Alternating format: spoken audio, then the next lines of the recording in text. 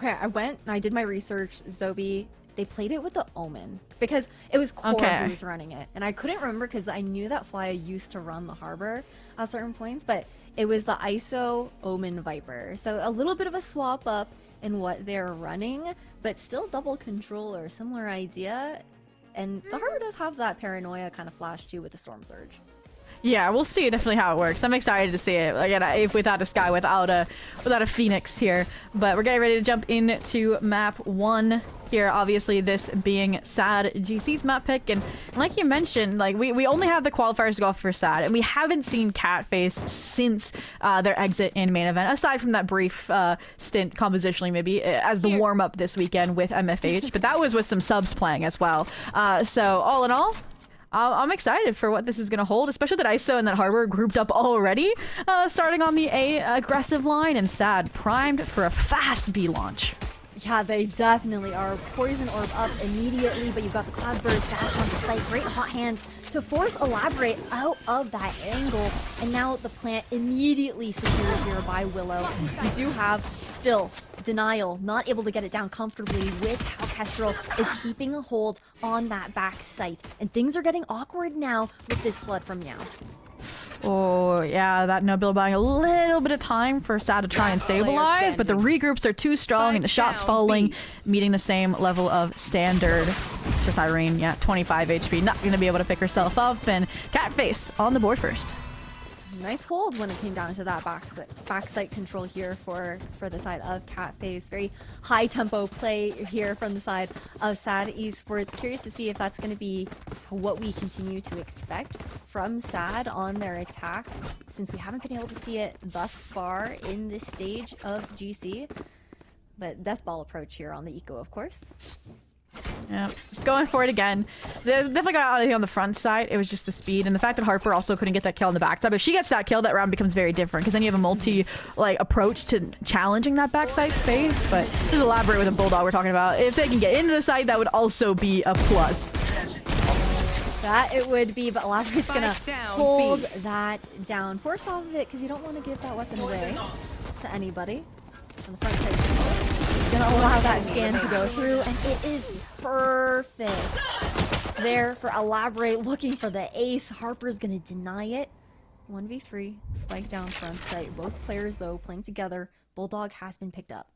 Only 5 bullets though, and they're playing hand in hand on the Catface side, and the timing is fouled by Luna Fox to secure the second round.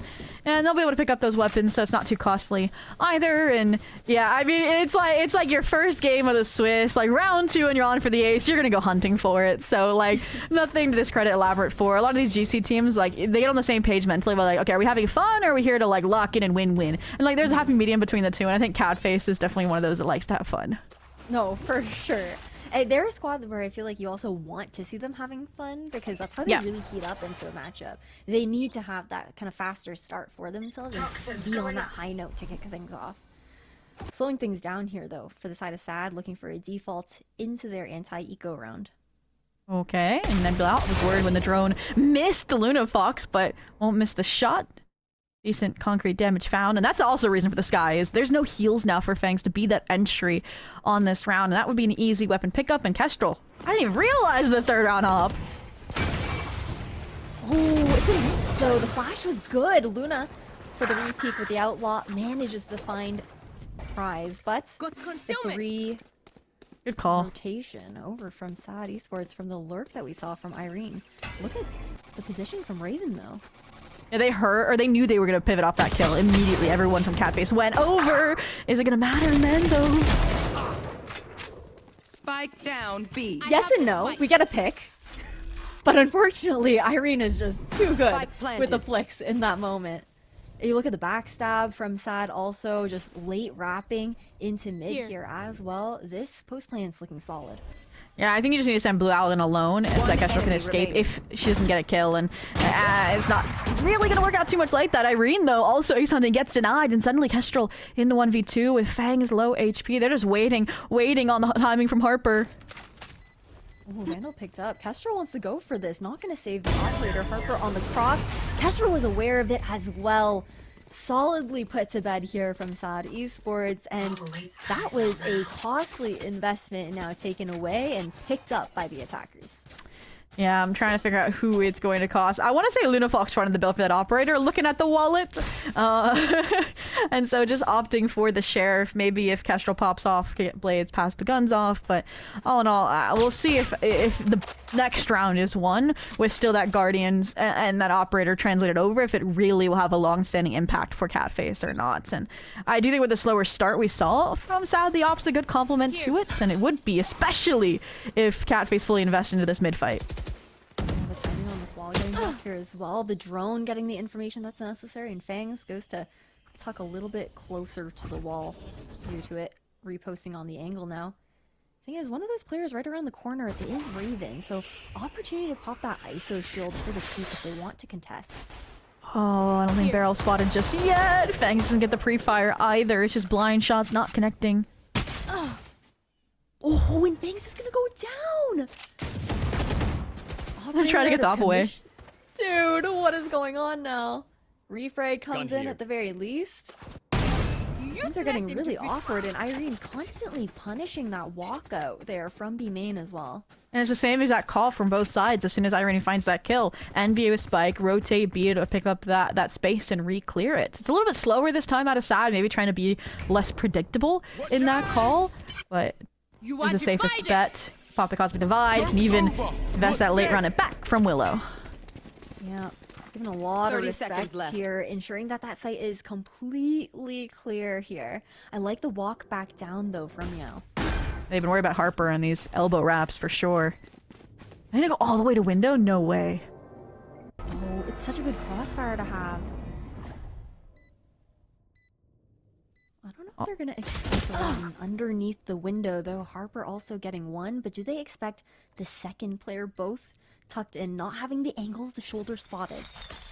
Snake bite as well. There's a question mark, and unfortunately Raven's not gonna be able to get anything done. Blue's got to save. Yeah, there were some good ideas, but they just didn't come together in the best final picture there in that retake for Catface. So like you mentioned, Blue Owl sneaks out, saves, and I don't even think could even recover the operator because Willow picked it up. So all in all, gonna get us even, squared away 2-2, and we knew this was going to be a competitive series, and I think from what we're seeing already that proves to be the case. I kind of wish that, is it crazy for me to wish Catface kept fighting after finding that opening in mid, or do you think the fallback was the right call? Ooh, well, I wouldn't.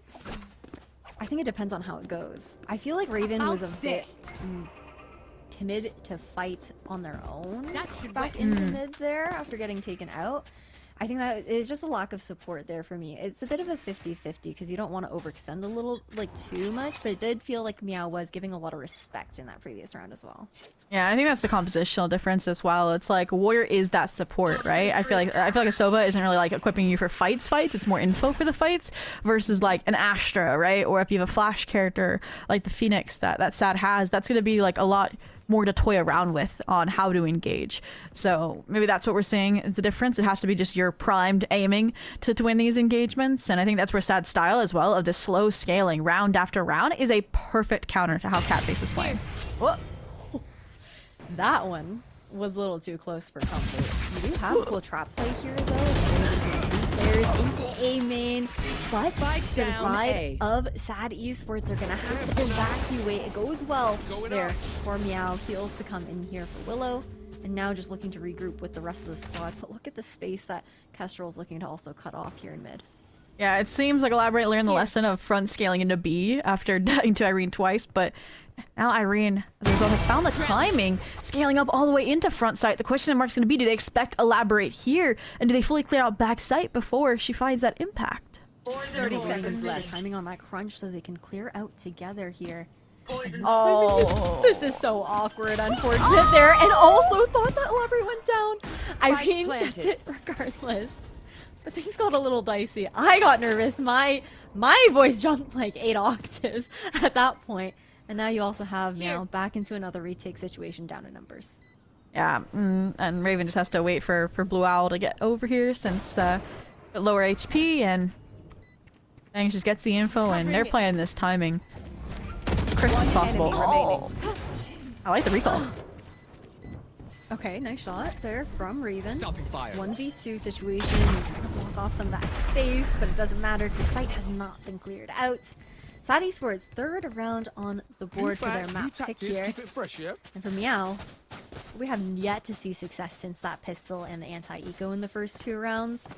I do feel like I feel like they're not necessarily playing to the strengths of their composition right now running the double duelist, because you do have to post up and commit some people to angles, right, with bodies, and take those risks when you don't have the information. What do you want to see them change?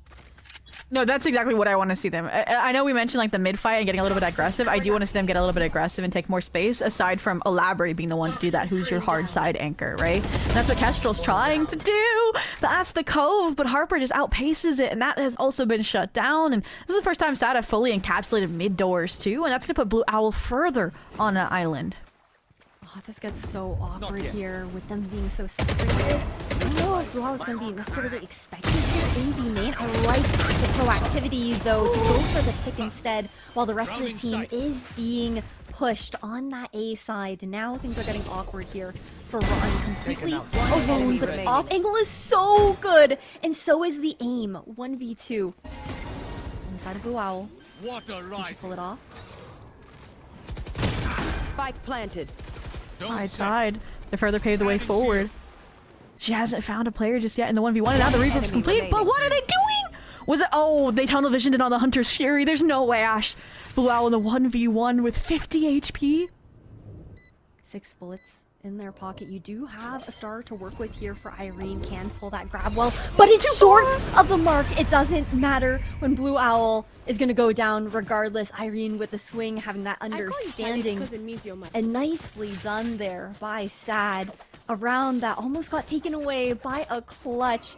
But MEOW, they're on the back foot here once again, still unable to find success despite the adjustments. Yeah, in that round, I kept going like in my mind between like, okay, Sad should win this. No, Catfish should win this. Like, who deserves to win that round? And I think to me, it leaned in the end. To me, I think Catfish should have won that round. And it's just, I think Luna Fox took that refight on site too fast before Blue Owl could also re-engage with her for that crunch in front site after crossing over Pyramid. And obviously there was gonna be some time pressure from Sad regardless, but I still think she could have held on a little bit longer, and they would have had more like just ping pong trades instead of the numbers finally shifting back into Sad's favor. But coming to the next, you gotta let bygones be bygones. Eco round in the making with blades and a bulldog, and Luna Fox has already invested her ultimate early for some chip damage. And we talked about aggression, and Catface have taken that in stride. Look at the mid presence. Look at the early kill they found in A main. It was stacking up.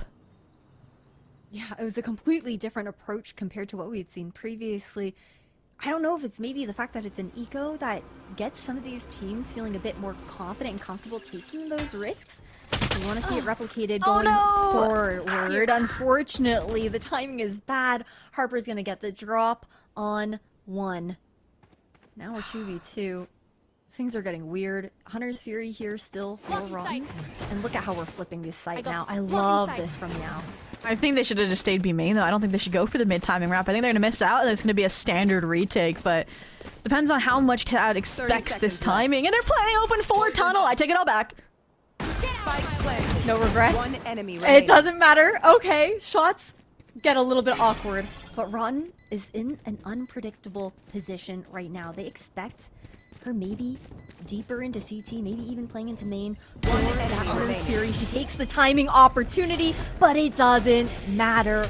Raven, so clean with the shot, gets the defuse. And finally, a round on the board since the first 2 with a thrifty here for Catface. Yeah, Shield not even disrupted there. The thrifty secured is impressive way to bounce back to keep it just within reach. And we'll even bolster the money just a little bit since Kestrel had popped the blades. And I was so nervous when Kestrel fell. I think she just got nervous about that recon coming through, and if Luna was going to destroy it, or if she could cloud burst it, and neither really worked out. But huge stabilization, and honestly more so a mistake for Sad and not planning it back site. I think they wanted it open, so you had that unpredictability factor that you mentioned about where Rotten was playing with that Hunter's Fury, but just not even aware of the timing positions. Not aggressive look here, completely denies that, run it back out of Willow to kick things off. And now this high octane game plan here for Sad Esports over at B has been completely halted in its tracks. And they're lucky that no one It's gonna fall from the engagements, and they have decent info about what exactly is going on beyond the veil, and... Ooh. Oh, Irene's on the lurk as well. Surprised that Luda full commits to that fight after getting the info, and that's sad. Are still pausing and reevaluating, and instead of speeding up off that kill. There's a minute left, Ash, and they're still walking through spawn. I mean, it's just a lot of that hesitancy, right? Because they have that pit over on the A side. Maybe a heftier stack on B, all things considered. You're gonna fight into the pit with 40 seconds? Like, I have what? questions. I have a lot of questions. But what do we have to work with here? I guess there's a world where you could try and zone it out with the Hunter's Fury if you really want to, but it might just be a contact play. 30 seconds left. No, it'll be a pit back. But that means you also have to get out of your own pit after you get into this pit with 20 seconds on the clock. You've got shock darts, mollies everywhere. There's no way Sad's gonna win this round, surely. 15 seconds left. Yeah, Elaborate's forming. She wants her ace, and she's going to get it. Obliterates them. Checks all the boxes of our concerns for why you shouldn't engage the pit with less than 30 seconds left. That is just second guessing from Sad. That didn't have to happen. I genuinely thought that they were running back over to Cannon to re-explore over into mid and backstab into the pit, and then I saw them running over towards A main, and I was like, oh no. I feel like it was a tough situation for Sad though, because I believe the drone had already been used by Rotten, if I'm not mistaken.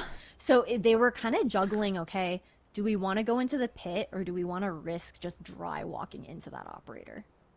Yeah, I mean, both of them definitely were risky in different regards. And I think that's where I think they might have been able to do more through mid-tunnel since they relinquished the pressure of Luna Fox. And I obviously, they chose which side they thought was less, and they got that calculation a bit wrong. But I do think that does bring into discussion the fact that we are I believe, like, the initiator is getting rebuffed as well, because it's not 13.0 either. So you weren't going to get that dart probably back online until we saw it, which was after they had already invested the pit. They'd already full rotated. And yeah, it is difficult, definitely, to have made a decision in that regard. I think that's why they took the time out to be like, hey guys, that might have been wrong, and we might have finally tied up, and we're now broke, so there's an opportunity for MEOW to pull ahead, but let's just get it out of our mind. This, to me, is more mental, because they haven't been making too many big mistakes before that moment. Definitely gotta agree with you with that one. I think that Sad Esports, they've shown how measured they are on attack thus far, with how much care they're putting into pulling utility out of MEOW, looking to punish any like overextensions, and where Catface were trying to fight up and whatnot. But again, Zoe, even though it's a go-round, we really can't count Sad Esports out. It is game changers at the end of the day. We got sheriffs across the board. That's Catface got one, right? But that was also some blades to sprinkle in the scare tactics. In the meantime, though, they are getting pretty much for free. I think that's where Elaborate switching to the A side as an anchor has looked strong so far for Catface after the last round. We'll see if it keeps up, but Sad again. Disengage. Leave a deposit this time of Harper there. I mean, but look at how far, look at where Kestrel is. Like, they're gonna know that this is an A rehit in some capacity, so they're just gonna keep the 3-stack here. Yeah, especially with how they've looked to take this mid control as well, but instead they're actually walking into the smoke, baiting it out. But look at that B control that Kestrel has that you had shouted out already. It gets really awkward with Blue Owl on site, but there is also that ultimate to work with here. If everything goes wrong, you're gonna see that ripped out, and everything has been stalled out now on the side of Catface. A huge reckoning to be used to push them back over into A. Yeah, they're backpedaling. Elaborate never left. Raven is rotating just in time to get back on the mid-door line. This is not going to be pretty with once again less than 30 seconds left. No, definitely not. And those sheriffs do reign supreme. There is a lot of damage done, though. Plant should be secured at the very least. There is still the Hunter's Fury for the post plant as well. Now looking to group up all into A main. I'm kind of leading Sad here, actually, to close out the round, right? You're basically playing a 2v2 when you think about the operator coming into things. With the Hunter's Fury for extra time delay, I think Catface need to get a move on. Yeah, it depends on how long they take to clear all of these angles. With Kestrel being on that operator, it requires the other players to lead the charge in that regard. And it's taking a little too long for my liking, especially with Willow on this angle here as well. The spray is so good. Now down 2v2. You have that Hunter's Fury being ripped. Defuse has Last yet to player be stuck standing. here, but you're not gonna find anything with it. Oh, It they doesn't got matter. off. They don't have time. They didn't stay. Oh my god. All I'm right. actually like, my head is in my hands. We have a Red Bull Clutch Zobi. Yeah, Nobody got I mean, on after Kestrel died. yeah, I think somebody did, and then they realized there wasn't enough time, and then got off and just immediately left. Is what happened. Like, because once because they got pinged out halfway by the last ping of the Hunter's Fury, and like Yeah. they were on it at that point, but then they got off after that, like, and then we're running away. So again, all that time delay is what gives them the thrifty and the clutch, right? Like it's both wrapped up in one package, and that was specifically the round where MEOW finally pulled ahead. That's why they invested their ults, and now they're reset in the same position, fighting early, trying to get a lead in this series. And I mean, yeah, 1-for-1, it's not bad. Not bad. It does also pull out that ISO shield from the side of Raven Right as there. well, though, right? So a tool that they won't be able to use into a future fight. But one down. Ooh. Kestrel just looking to punish Irene on these constant lurks towards the B side of the map. Something Great change. that, yeah, had worked out previously in Irene's favor every single time. Yeah, it's gonna force them into the fights on A, which we've seen Luna Fox do well in the anchor position. They have the kill content as well for Raven with bodyguarding now in full effect. The Luna just has to survive. Ooh! Despite the kill contract, though, Ron's gonna be the one who gets the drop on Raven. But Luna still watching that cross here. It gets uncomfortable to get this plant secured. Stuck Spike outside planted. of Sad Esports. Couple shock darts for some pop damage. I like their position off the toxic screen cycling. Fangs wants to get aggressive here. Pepper goes down to a One shot. enemy Fangs, the remaining. aggression like you were talking about, needing to fight a little forward. And now for Kestrel, can't do anything caught in a crossfire. Sad Esports, they get another round on the board, and it feels like into these A retakes, Zobi, when it comes down to the timing, MEOW just not quite quick enough to get back into that site. Yeah, and I will say this as well. I feel like Catface is that team that you don't get a lot of timeouts from them. I'm gonna be honest. Like in every iteration of this roster, and I think that's where maybe also like Kestrel, and again now that pre-planning, and that I feel like I guess the stronger thinking process that comes into this roster with some of the restructuring this season in particular, I think will force this out. And I'm trying to think about like other than those timings to fix. We talked about they fixed the Irene lurks on the B side. That looked great between the Harbor and the Jet. I think. They need to address how they're getting aggressive towards A. I don't think Elaborate should be the one falling early, because then that removes the pressure of the Viper, and that's when SAD have been leaning towards the site that the Viper's actually gone from, right? Irene was finding Elaborate, right? And in the last round they found Elaborate. So I think if Elaborate stays stuck on site, and I think Raven, honestly, I hate to say this, but I think Raven just needs to get aggro alone. Right? Or we need like a deep dart or something from Luna. But then that gives up so much mid space. So I think, yeah, like it sucks to say, but when you have an ISO, they do have to just be self-sufficient sometimes. It's true. I feel like it's tough on defense with the trap plays that they're trying to run. Like, I think that we saw the vision where you wanted to see like the undercut sometimes being thrown in for like an A main trap play when they have like players stacked fighting a little bit more forward, expecting SAD to be more aggressive. But then in some of those moments, you also see them going for more passive trap plays that give up that map control that allows SAD Esports to roam around the map just a little bit more. So it's about trying to strike that balance there inside cat base for certain. And that mid exploration for SAD Esports is some pressure that's always worked out very nicely for them. And now Hunter's Fury for this one, just taking Rotten out thanks to the Hunter's Fury knowing that that drone was coming through. This was a nice reshuffling. Luna's been great on these early round Hunter's Fury, and Rotten's been that closer as well for SAD with the consistent shot pressure, with the timings from mains. So that is a huge loss, but that's not over yet. Irene has been that calling card, clutch out a round, and I feel like they want to end B right now, but they need to get this kill on a Kestrel.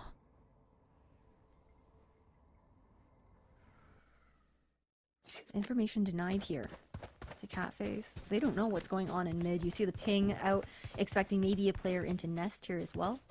They're gonna Phoenix ult into the site, try and get past Elaborate the side anchor. And they heard that last step there as well. So the Phoenix does go through past the snake bite, but the space is going to be denied. 30 and seconds look left. at that green light now from MEOW to now look to make that rotation. charges Over left. 30 seconds on the clock, not even.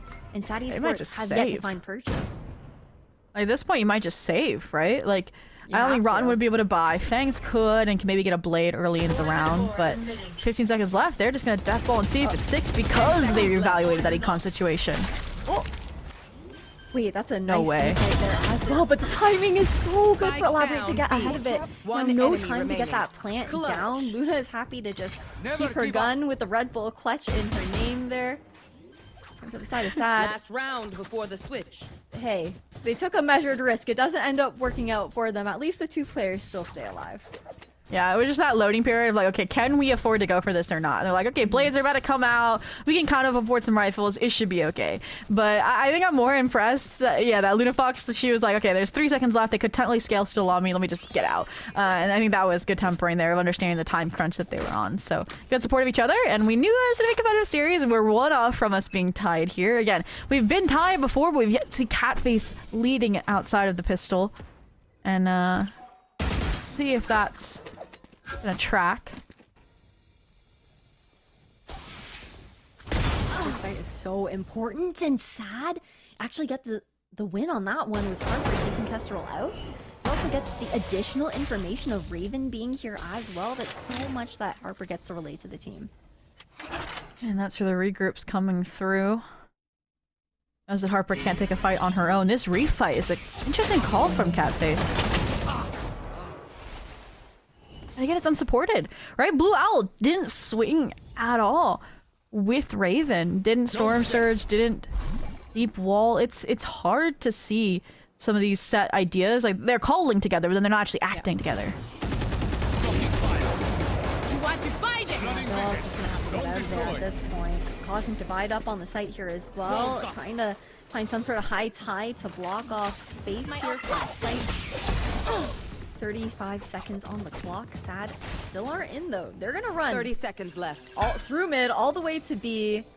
They do have the numbers advantage at the very least, but you know what? Okay, it's okay. It's the last round of the half. I was gonna say, I'm getting uncomfortable with how like down There's to the 15 wire we're allowing seconds, these yeah! moments.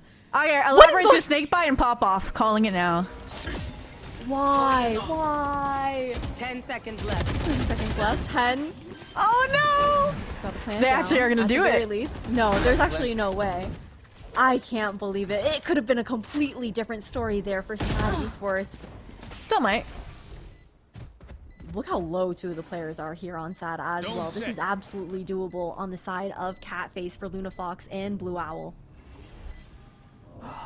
Rotten's so close here.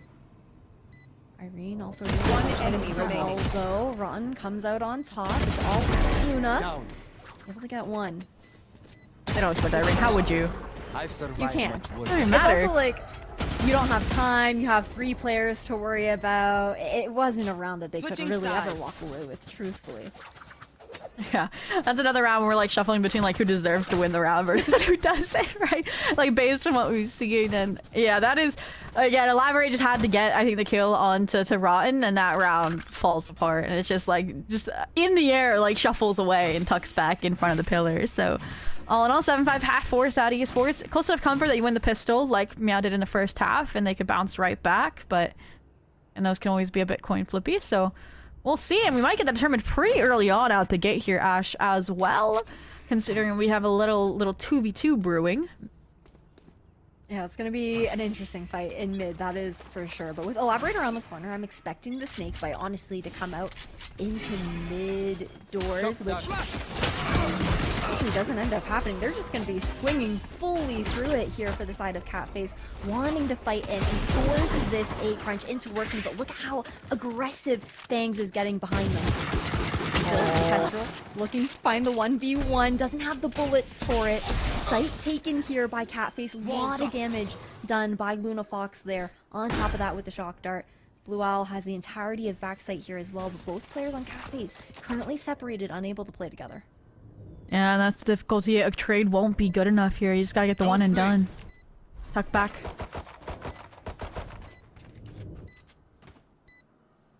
Sad, they have so much ground to cover because they don't know where the other Last player player is. standing. A nice shot here from Blue Owl. Both players low in the 1v2, but Rotten with the timing and the 4K to get Sad the pistol. And now we're going from very intentional, slow, methodical planning from Sad to so reactive in the moment. And that is a crazy difference on the side swap that shows that this team can have so many different facets to them, right? The speed in which you mentioned Fangs refights that mid door take, that crunch that they were able to set up there was effective. And I thought for a second Kestrel was going to find her way out of it, but that's where I feel like Rotten's like survivability at low HP is like at an astronomical percentage right now, because she did it again, and that's what allowed them to get the 4K, to get the second pistol, and shut down the hopes probably of Catface getting a lead back anytime soon. Yeah, no, genuine plot armor in that scenario, but with the fact that that plant got secured here, Catface, they are going to opt for that force up into this round here as well. Harper trying to be that anchor here on the B site does shut down Raven, but looking to fall off and play with the rest of the team, ensuring that they have the numbers advantage going in. All right. Harper is respecting it, waiting for the team to rotate back, waiting for the info off that drone. Well, have to wait even longer unless they want to brave the toxic screen. There they go. And this is kind of like a stalemate, right? The Stinger Force really scaring them for these close proximity fights, and it finally gives from Fangs on the flank. Don't set. This gets kind of awkward here. You have the crossfire of sorts, but then now Sad Esports is looking to flood onto the site. Elaborate, not able to do enough, unfortunately. Too many players on the side of Sad, and they get that defuse in. And I feel like you're kind of talking about the layers that we've seen from Sad, right? On both halves, Zobi, thus far. I want to talk a bit more about kind of in comparison from the side of Catface with the composition that they're running. We expected a little bit more, I think, when it came down to maybe plays that we're going to see because of the intricacies of how all of that utility kind of weaves together to find their win conditions. Yeah. I feel like that was lacking on defense. My cope right now that I'm trying to sell to you is I feel like it's an anti-op composition. And that's where I'm kind of holding on to. Okay, once weaponry properly comes out, that's maybe where we're going to see this comp shine trying to Hopefully, but for now, I mean, they're literally getting cooked on the second round. Elaborate turns down the heat just a touch by finding this kill, finding this upgrade. That's where Harper's just going to backfill the space. And now you're rotating into a site that has not been secured, right? The Viper Anchor is still there. They have the Orb Snake Bite combo to cycle, and at least they have more time to navigate this B problem now. And we'll see if this is where they end with reaching the minute mark. They do and they don't, because we just saw Sadie look to re-clear into A main, so there's such a good understanding right now that this team is walking back towards the formation. And you've just got Harbor holding the angle, players up here as well. And it's just one player left. Really, Kestrel cannot do too much here. Not out of the count quite yet, though. Did pick the Outlaw up, but only 26 HP. Waiting for a player on side to make a mistake. The recon goes out. Nicely tucked away. The location will 30 seconds somehow still not dead. And Irene will finally put Kestrel to bed there. Double digits for Sad Esports, up 10-5.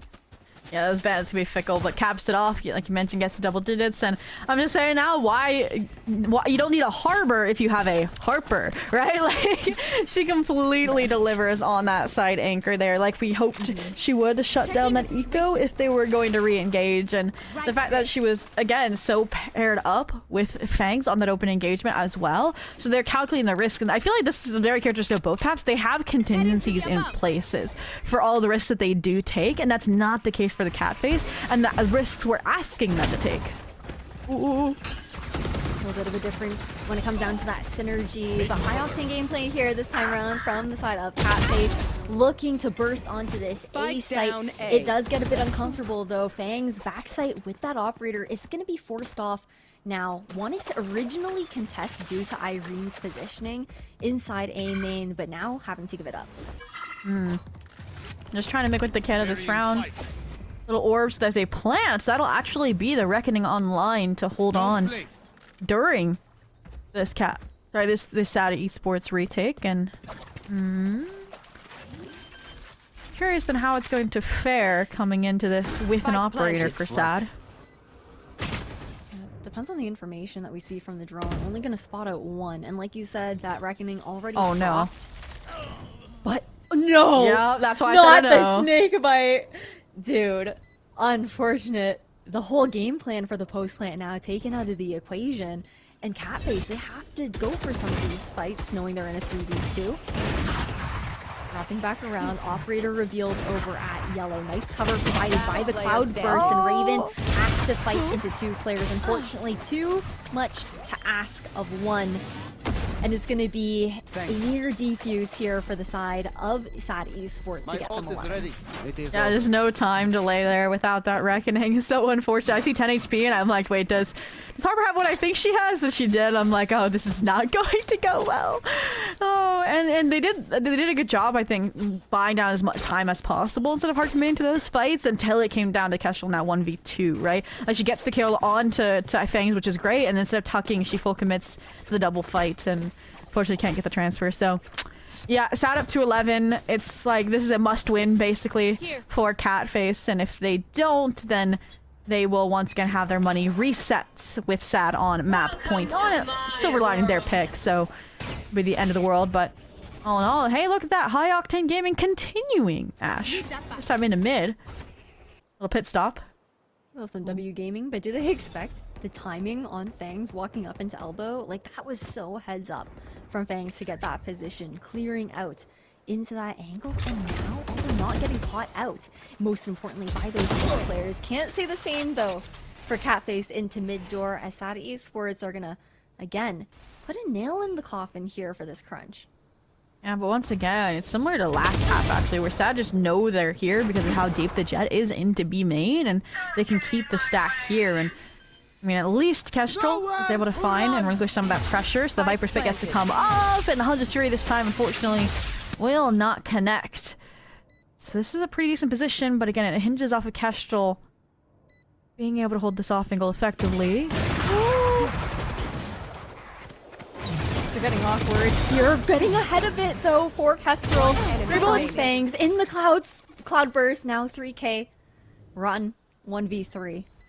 Really not much to work with here. No money in the bank for a couple of these members here as well. On side of Sad, has to go for that save. A must-win round that you called out, Zobi. And they do it with 3 rifles in a hand to carry over as well, which is really important considering their economy. Yeah, Kestrel locked in, right? 3 bullets gets that shot off onto Harper. Like, looking like a completely different player this round. And that's the level of impact we need to see from her moving forward if they want to pull this map back. And I don't know. You mentioned the damage economically that could save them for probably 1 round, but even then, Willow's one off from the run it back. Fangs is one off from the Blaze Storm. So they're gonna get to full strength here really quick. They definitely will. It's just about how this initial fight goes, right? Especially with how Sad Esports has been looking for that elbow control, those walk-ups that we've seen from Fangs. Poison ore emitting. Harper and Anchor getting tested, but has to play a little further back because of all the ults, right? Reckoning, Kill Contract, Hunter's Fury. Elaborate that this timing is going to be everything. But the shots are better here from Fangs. That's a Guardian dropped as well for them. Blade Storm popped on top of that. You have the Hunter's Fury coming out, trying to deny this push from Tunnel. Unfortunately, Willow is gonna fall to it. Fangs into sight, Reckoning out, not caught out by it quite yet, but it's every single piece of utility that now hits into a kill contract. That was only a classic to work with. Not much Fangs can do in that situation, unfortunately. And a great crossfire to be held into the post plant now, right into front sight. But look at the wraparound that we're seeing from Rotten down to a 1v1. And Raven's gonna come out on top, hopping up on those boxes into back sight, right down to the wire. MEOW, get the win. Whew, a little close for comfort after how strong some of those util combos looked, but again, when you're using ultimates like that, I would hope the round would convert. And the fact that was a half buy kind of, and I guess it was a forced buy out of Saudi Sports. It's going to make this next round kind of sustainable now for Catface to get back in control, and that's where I'm looking towards Sad. We mentioned how they've been able to switch things up when they need to. I'm liking the little 3-stack B that's probably going to push all the way through as soon as contact is made elsewhere. Look at how quickly, again, they are running over towards this A site, though, just taking that control of mid doors. But you also know that the plan isn't to end A when it comes down to where that spike is being positioned. They get the information of the push out, get out from Sad. Outside of B, though, elaborates, trying to hold things down. Things are getting a little uncomfortable. Sad Esports, they are under pressure. They back up on that B side, but that means also Catface are still aware of it. That keeps one player of Elaborate alone on the other side of the map waiting. Oh, this timing from Harper is gonna be everything it is. Unfortunately not worked out. Irene not surviving long enough means Harper has to do it all herself. Double tap active, going for these lower HP players. Raven, good for the transfer onto 2. They know now where the last player Willow is, but there'll be a run it back and a weapon upgrade to be had to navigate this 1v2 retake. Did you not pick up? Okay. Wasn't there one right to the right? Okay. No, there wasn't. Wait, the red one? Yeah, because those were eco players inside mid doors, unfortunately. I think the other one got tossed away.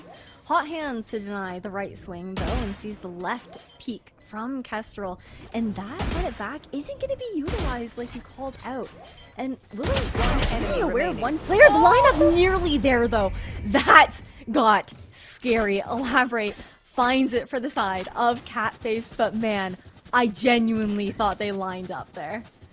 Yeah, and the win bonus is definitely taking the wheel right now for Catface Valve because these rounds they have won have been one player surviving after one player surviving. So otherwise it would not have been sustainable. But back to a full buy, Sad Esports. I'm surprised that this isn't like a timeout round. Like, yeah, you want to save it maybe for OT, but like if you lose this, like Catface will be probably tied. Like you have to run it back. I feel like this is the round to get to 12 in my opinion. But all in all, Sad. And changing up the tempo, double duelist scaling in A main. Playing again for the retake game, it feels like B side. More than happy to do so here with how explosive a take it was from the side of Catface, and that run it back in their pockets. You also didn't want anybody getting caught out by that kill contract either. But again, look how important that position is going to be for Elaborate going for that mid-late round coming on in. Willow isn't going to be able to find anything other than information here with that run it back. Kill contract wants to take out Harper, and Raven has yet to actually be able to win that one out. Unfortunate to see the rifles fall to... Okay, smokes down. Still, no one getting it half though. Everyone's gonna go for this stick.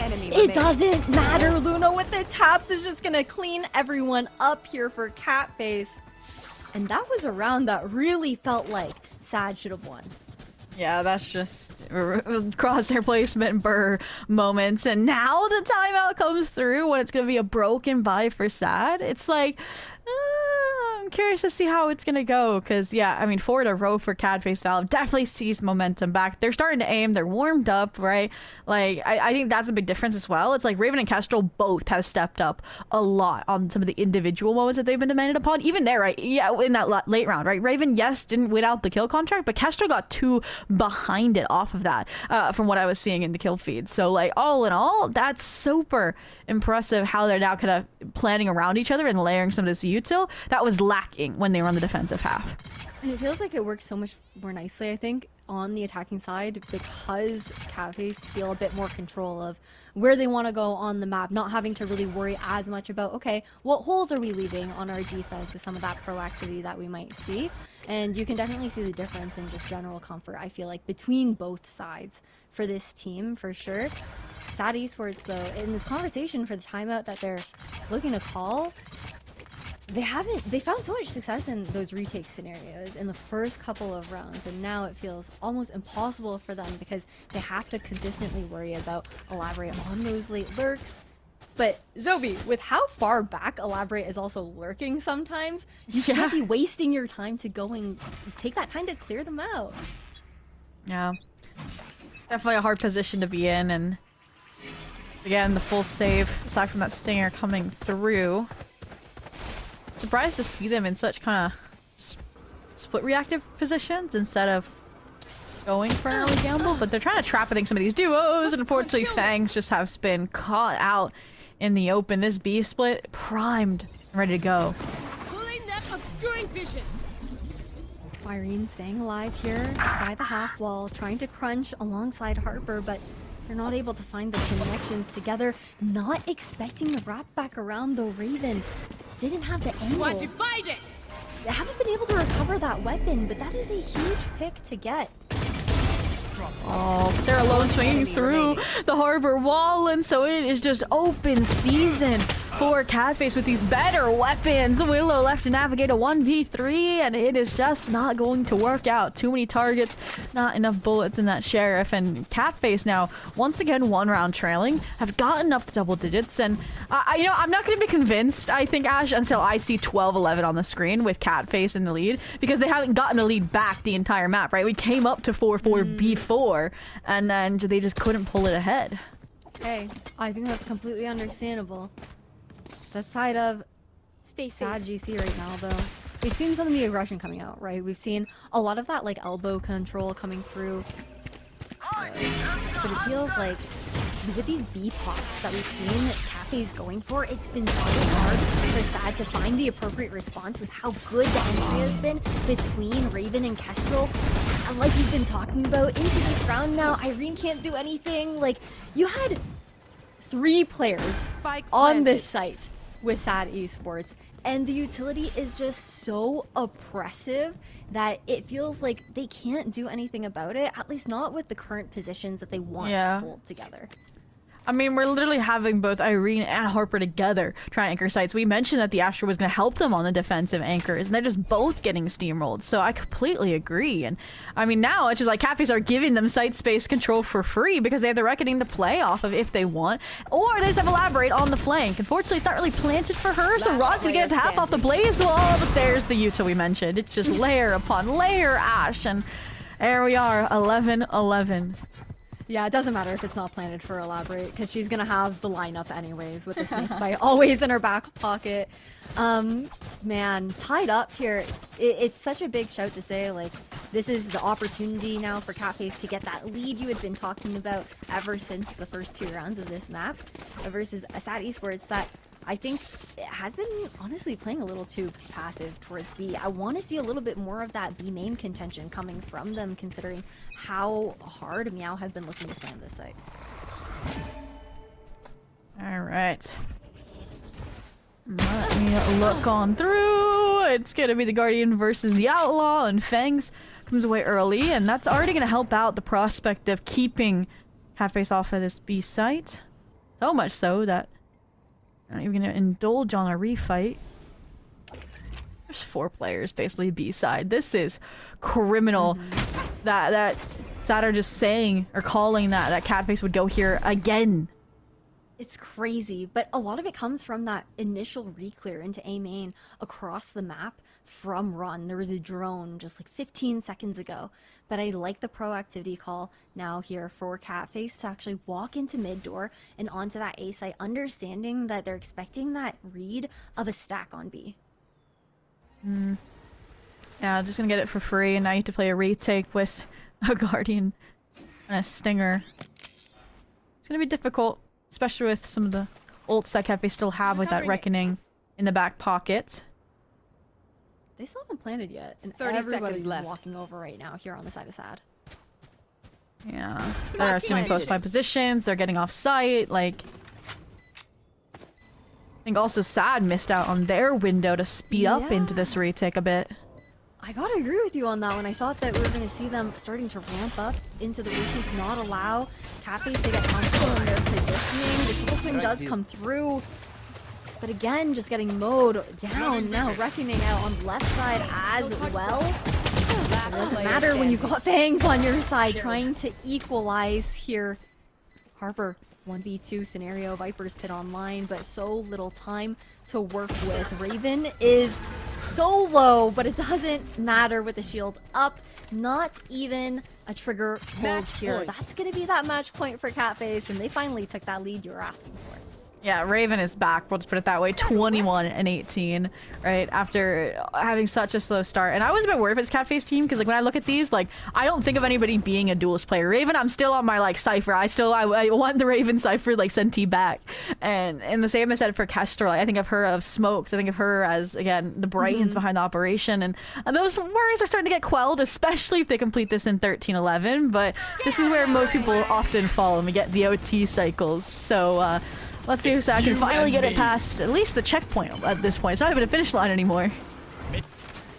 We'll have to see if it does go to an overtime. Quick hit onto the A site, very similar to those B hits that we had seen the last several rounds. We do have backside though still being held, but it's a huge storm surge to find the angle there for Blue Owl to take control of that area of the map now. Viper's Pit is down here as well, but so many players are inside of this. These were 3v5. It's feeling impossible to break into this post plant. Yeah, no info. This is gonna be so hard, and they're just trying to frame themselves. Wait also for this flank that's brewing from Harper.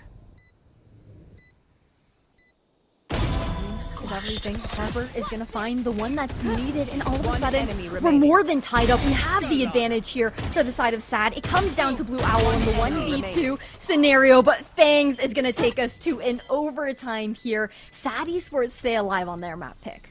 Yeah, the up and over trades, right? And I need to see Irene's PUV just scaling back into the pet, finding too. I think while their eyes are worried about where Fangs is coming from, like, no clue. This is why we're not believers just yet. Overtime in the cards. We'll have to worry about some of the money fluctuations that have played both of these teams in this back and forth cat and mouse affair, but all in all, we'll have to see if... Honestly, so we said Catface need to improve their util combos and their risk taking on this defensive half, and Sad, I mean, I don't even know necessarily, they just weren't able to anchor effectively, so I just they need to play the retake like they were doing, but do it a bit faster. Yeah, I think that's what they did last. I feel like what they tried to do was bolster their anchor sites with more people, and then it wasn't working out. And then they played retake, and it did. Yeah. That's just about, that's how the cookie crumbles sometimes. You already see the adjustment here for Catface, right? Usually you see the duelist double fighting into mid door, but now it's the double elbow walk here instead. Yeah, they know Irene lurks here every single time to look for the Viper, and this is so much sooner than they've ever peeked it before that she doesn't even have a gun out. Great timing here for Catface. Great protocol adjustments as well on this round. I like the peek back through the smoke. I was expecting Willow to actually throw a flash alongside of it, though. I think she did. It didn't get through. Oh my god, is that like the little spark that I saw? It like didn't yeah, it went around the corner, like, but it just didn't hit them. That's crazy. That's so unfortunate. 2v4 now. Rotten gets a timing, very least, and they're just gonna keep walking into them. All right, 2v2. Rotten and this Hunter Shira we know is a menace from off-site. That's why they're scaling so fast. This is what we mentioned about needing pacey retakes. Catface have it down. Last player standing. They definitely do a good adjustment from them, that is for certain. You still have Harper with a snake bite, though, which is going to be able to find one. Spike is half, and Elaborate's going to go for the swing. Viper versus Viper in the 1v1. Poison Orb up. Sounds being made here, but now Harper knows that Elaborate's not on it. He's solo as well. And it's a Red Bull clutch here for Sad Esports to get this attacking round in OT. Really nicely played by Harper. Match point. Can't be jumping with those shotguns anymore. No, I'm joking. It was just not enough HP chipped off of Harper to really finish that job. And Harper is the one that had the decay advantage there with that orb. So really quick thinking, just navigating positions and times in that 1v1 for Sad to get that Red Bull clutch through. So they're sees the momentum back from getting that round needed to push them to overtime, now claiming it in the first. But this is the half where Catface thrived, where they made their stand known, and we'll see if they can keep that up. They're going for that proactivity that we had called out previously. This is a lot more like those mid crunches that we've seen earlier on into the last half, but right now Catface is winning out when it comes down to this. Fangs was just a little too late, unfortunately. Last player standing. Get that timing to spray through, though, for Kestrel. She's going to get that 4K online, looking for the ace against Harper. Blades too. If bullets get low. And Harper clutch again. Kind of giving her the opportunity to try, but it's the Kestrel ace to keep the run alive, to send us to another cycle of overtime. And yeah, what's the trend today with players like having a rough first map and then just like zooming later? Hey, it's warm up. It's warm up. Everyone's got the first day Swiss stage jitters. We're getting into it. That's for sure. Sometimes that's just how the day goes. But man, these attacking rounds have looked so good for both of these squads. But again, it's that defense where we've been looking for a little bit of that adjustment from both of these teams to be able to find that success overall. We've seen a bit more of that aggression from both squads. Blocking fire. Whoa. MEOW was front and center. She can't get out of this. I can't believe she was alive for that long, just in general, regardless, honestly. With now A being taken here by the side of SAD Esports, it's Kestrel alone. You cannot be taking that. Yeah, you're going to back up. Spike planted. Good call. Now it'll be at least a 3v4. Can Kestrel get the flick if Fangs peeks this? Oh, nope. Reposition here from Fangs. One enemy remaining. She's a bit of that damage here from the side of Luna. And she's been such a hero for her team. Looking to get that advantage once again. Find that match point for the side of Catface. And trying to get the timing on this wrap. But Harper in the middle of pyramids. Regardless, to get that peak if Irene isn't able to win it out. But she does. Switching sides. It's a question of who's going to win defense first. Yeah, in overtime. yeah. 100% right now. And I will say, I think after how many rounds we saw be super close in that first half, I think SAD then are getting closer to that prospect. And just also even in that previous round, just having to require heroics, you know, from Kestrel, from Luna Fox, right? Like, it's hard to say, like, macro-wise that Catface are playing a stronger game right now on that defensive side. And for the time being, early fights have usually gone their way. We've seen this now. I think this is just the standard pathing for SAD, and they've been lucky when Catface go bottom mid. Now, instead, they've just kind of, like, again, fallen back to these two B-side anchors that we've usually seen not able to hold on to B. So now I'm curious about, what's the re-speed of this rotate? Oh, but they're giving it all away with all these steps and also going into the drone as well. It doesn't matter when Rotten is that good. Turning it into a 4v2 here for the side of SAD. Last player standing. You've got the spike alone into mid. It doesn't matter. SAD, they manage to close it out on their map pick of Breeze. Are fighting out of front B, etc. And the fact that they are starting the defense means we'll hopefully get those answers sooner rather than later. But all in all, like I could see them being that team, right? We saw how Fangs was playing early round in mid on Breeze, but I just don't know, because they also played some really, really slow rounds on their attack side. That makes me think they'll be more on the reserved end.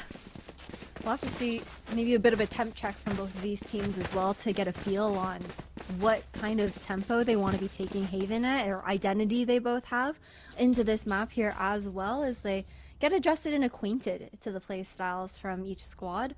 Overall, though, I think that there's definitely obviously pressure on MEOW to win out on their map pick, but I think that there's also a lot of pressure on SAD Esports in a way, coming out from an overtime map of Breeze that I feel like they think that they should have probably gotten a little bit more comfortably.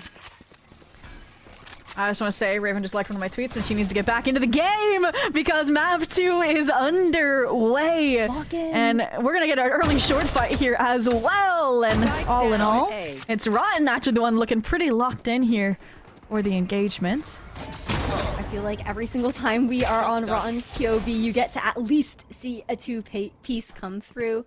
And Raven is just around the corner. It doesn't matter, though, when you do have Elaborate. Again, cutting off those rotations, sitting inside of windows. Somehow, Catface are bringing this round back. It's down to Harper in the 2v1, running out of bullets. Elaborate with the 4K to get pistol round here for Catface. Oh, both a little whiffy, but it gets the job done. Catface, again, these opening pistols have been a strong suit for them.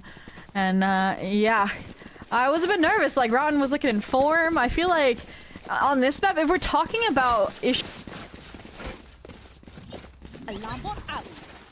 Choose with site and anchoring a site, like stronger than some of your senties do sometimes. Like I am consistently just always surprised and I'm like, how are they able to do this? Like so fluidly with their util, and I think Rotten's not gonna be an exception to that, but Catface for now. Full weapons in hand, your Marshall nowhere near this A side. It should be pretty smooth sailing on this exec. Yeah. They're just gonna play around that site smoke here for the side of Sada Esports, try and get as much information as possible, maybe some picks as well, and then pushes into this smoke. One, again, still good for that one, and still staying alive here for Harper as well. You do have Elaborate, though, going for the late read here into short. Last player. Unfortunately, Harper's not able to do too Spike down much A. more. Willow, Marshall in hand. That plant is going to get Spike secured. planted. But they just want to do a little bit of that chip damage here on the side of Catface. Yeah. Well, they're just gonna go one angle at a time. That's where the jiggle from Blue Owl is safe. Watch your eyes! Got info on 2 players. Still one unrevealed tucked into graffiti though. Raven. Want to do a little bit of damage at the very least. And force a little bit more of that utility out here as well. Round goes in the favor of Catface, which is just about what we initially expected, but the back and forth there got a little bit dicey on site, especially with the fact that Run and Harper survived for so long waiting for that rotation to come back over. Yeah, and I think that's gonna be huge on some of the buy rounds more than anything if it can translate here. But Eco round and the B site name a better combo for Haven, and I don't think you can find one. So looks like that's where they're headed for the side of Catface, and front and center here. Fangs, you better be ready. Here's the slide, at the very least, though. They've got a high octane tempo pressure here into the B side of the map, and Fangs is just gonna hold her ground. This crossfire not broken up whatsoever by Catface thus far, despite Wild one enemy remains. That site is CT, and they're just gonna clean things up here. Sad Esports, they shut down that B push. And that leaves me scratching my head a little bit there, because I do agree, round 3 is usually you, me, and we go B type of situation, but it felt a little unsupported there. I think it was just a touch late. Like, the idea was there, the updraft dash in from Kestrel while Raven goes in with the judge, but like you saw, they handled... wasn't right. Yeah, they handled Raven and then they handled Kestrel, and that was even impressive, right, from Irene and Fangs in the first place, tracking Kestrel, just launching through the sky. So, all that to say, small mistake has consequences in the face of Sad looking clean, and whew, okay. Well, if you're gonna keep up clean shots like that, they're gonna have a pretty easy time up against these duelists, but still some anchors floating on the sites and balancing how aggressive they should get. Otherwise, they're so okay just giving up the front side space, playing back site off of this site smoke from Irene, and that's where I think Catface have decided to contemplate for a minute on how to readdress this. I wonder if this is also a little misdirection here as well, like self-inflicted by Sad. You get the drone out through long, but they don't expect that walk back up through short, which the drone up long was the green light for Catface to pull this off. Yeah, they're just gonna walk right in, so it's got to be the full retake out of Sad, and I think Elaborate should be able to cut off these rotates, but Irene is so clued in. Shot's not gonna land though, but that's enough pressure also to be given. The trip though has also not been dealt with. So the flank's not going to be too important, and you got the flood back out. 2 players already from Sad Esports trying to push in. The others not quite there in time. 2v4. And right now, Sad, they're kind of wrestling with the idea of if they should even go one enemy remaining. Not even clearing out that left corner that Kestrel got to sit in the entire time. Wow. And honestly, like, I liked the way Sad were re-engaging, but I think it just showed the strength of the Omen that we were exploring earlier in the Agent Select more than anything, because it came out late. That's what gets brought in and breaks up that crossbar, when otherwise they were struggling to finish off those Sad players, right? And so it's now becoming a post-plant piece of anchoring utility as well. So again, that's where I think we're gonna have to see really fast rescaling from Sad on some of these retakes, and that was a bit slower on the scale on the approach, and it's just not going to work. And that's where I think Willow needs to be at the centerpiece and setting up those instead of being a hard stop anchor on the site. So we'll see if that changes. This operator also comes online. Maybe they won't have to get on the sites at all. Hey, you got the smokes player holding in. Blue's gonna go down. This changes things a lot here now for Catface. It's either a question of, okay, do we try to speed up and take this operator out? Or are we gonna slow down and they're forced to take a beat? Yeah. Revenge for last round for sure. And at this point, like, we haven't been convinced of it yet, but SAD feel like they're confident in their ability to retake A, right? You see the players immediately leaving A, the op leaving A, and just waiting for Rotten to get some sort of reconfirmation of these players here. And we talked about how they dodged the drone last time and reframed a rehit. That might be the case here yet again, as Rotten has seen nothing, and yet again the players are leaving the site. It's okay though. With the run it back online, that's why it feels a little bit more comfortable, but the timing is actually just crazy for that to come through here. Site taken for the side of Catface. And you also have that late lurk for Elaborate as well. Buying time for the side of Saudi Sports though with that 30 Hunter's seconds Fury left. trying to deny that plant. But before that spike is even initiated, it's the early run it back to try and get back into the site. Spike does not go down. Kestrel holding on to hell. The flash is good at the very least. Not able to get the reload off though. And Saudi Sports, they find the retake that they were looking for. Yeah, I was a bit worried about the ults not directly finding that impact, but it was enough chip damage, enough time bought for everyone to get there. And the plays while killing Luna Fox, who was super low HP, is just kind of that final straw. So, again, I think you can't rely upon those ults every round is going to be my only concern moving forward. If Catface continue to find these timings off of the Rotten Sova util cycling, but something tells me it's like SAD are also going to start learning that, hey, they're intentionally avoiding this because it's happening so frequently. It's another thing.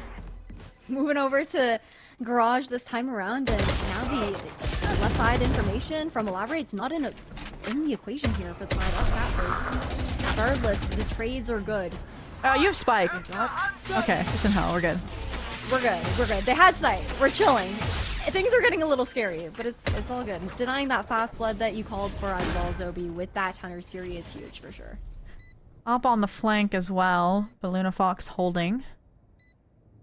Realizing its possibilities. There's outside of garage and Nice shot. ooh, yeah, lucky to be alive from the wall bang. I'm guessing through the ground, and that's a crazy reswing though.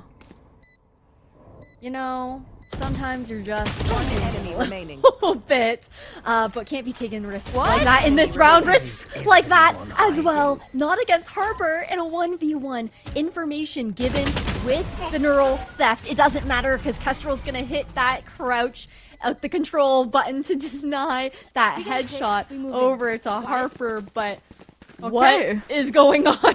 That round's philosophy is just like you said, Ash. Sometimes you just gotta swing, and that's what Catface did in each one of those 1v1s, and then just ended up winning the ones that kept numbers in their favor or closes out the round. So yeah, why not? But this round, okay, it's an eco. Money's reset. SAD have had enough of these A slow executions. I think they're taking the stack down short, down long to see what they can do. Yeah, death ball approach there, right? But overall, I'm really worried about this A site now. At this point, I think you shouted it out perfectly. They were confident in retaking it with the run it back, but any other time that they're giving up A, it's so hard. The hardest site to retake, honestly, on this map in general. And I wonder if we're gonna see maybe more of those flanks coming through, just like the one from Fangs in the previous round, once those guns are back online. Yeah. But changing things up. Catface, they expected that stack on the A side, right? Yeah, and even this round, your Cypher was playing off just for info so they could retake reflood C sites, and Catface just aren't having any of it. I kind of see what a Catface C exec looks like against Harper, because we hyped Harper up so much saying she could fix the defensive side for SAD, and we just haven't gotten to see her do it. And wow, it's like a magnet drawing them back towards A. And Fang, I know you were contemplating a Bucky, might have actually gotten the call right in the purchasing department. Let's see if it can find its bang for the buck. I'm feeling good about it right now. But it's all... Yeah, okay. There we go. Second player around the corner as well with Luna Fox. And it's insane, the weapon swap that comes out there from One enemy Fangs. remaining. Still alive with the paranoia as well. And Willow is just going to clean house. Blue Owl. 1v4 situation. This was an eco round here for Sad Esports. And Harper is going to put the nail in the coffin. A thrifty round for Sad to rip that momentum back.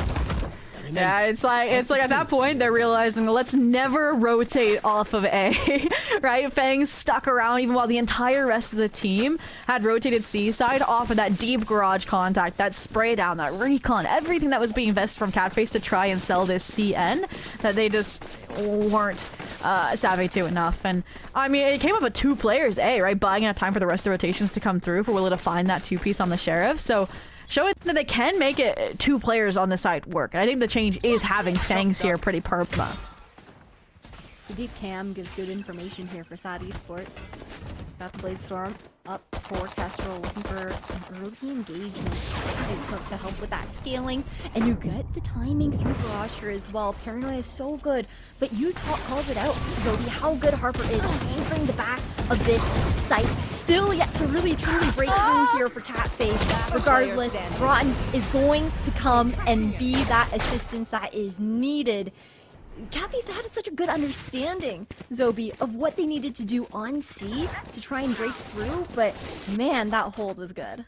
Yeah, I mean, little sprinkles there. It was an eco, and I think Willow blinded herself as well. So if Ron hadn't come in clutch, funneling it out of CT, that's the kind of pacing though that we mentioned needs to be here for Sad denying these sites or playing the retake, and that's exactly what they were able to do to deny that eco round from coming into fruition for Catface. They tie us up 4-4, put themselves in a decent position because the run it back is back online as well to take the lead here, and more surprised that the player who I just mentioned has to run it back is picking solo out of garage.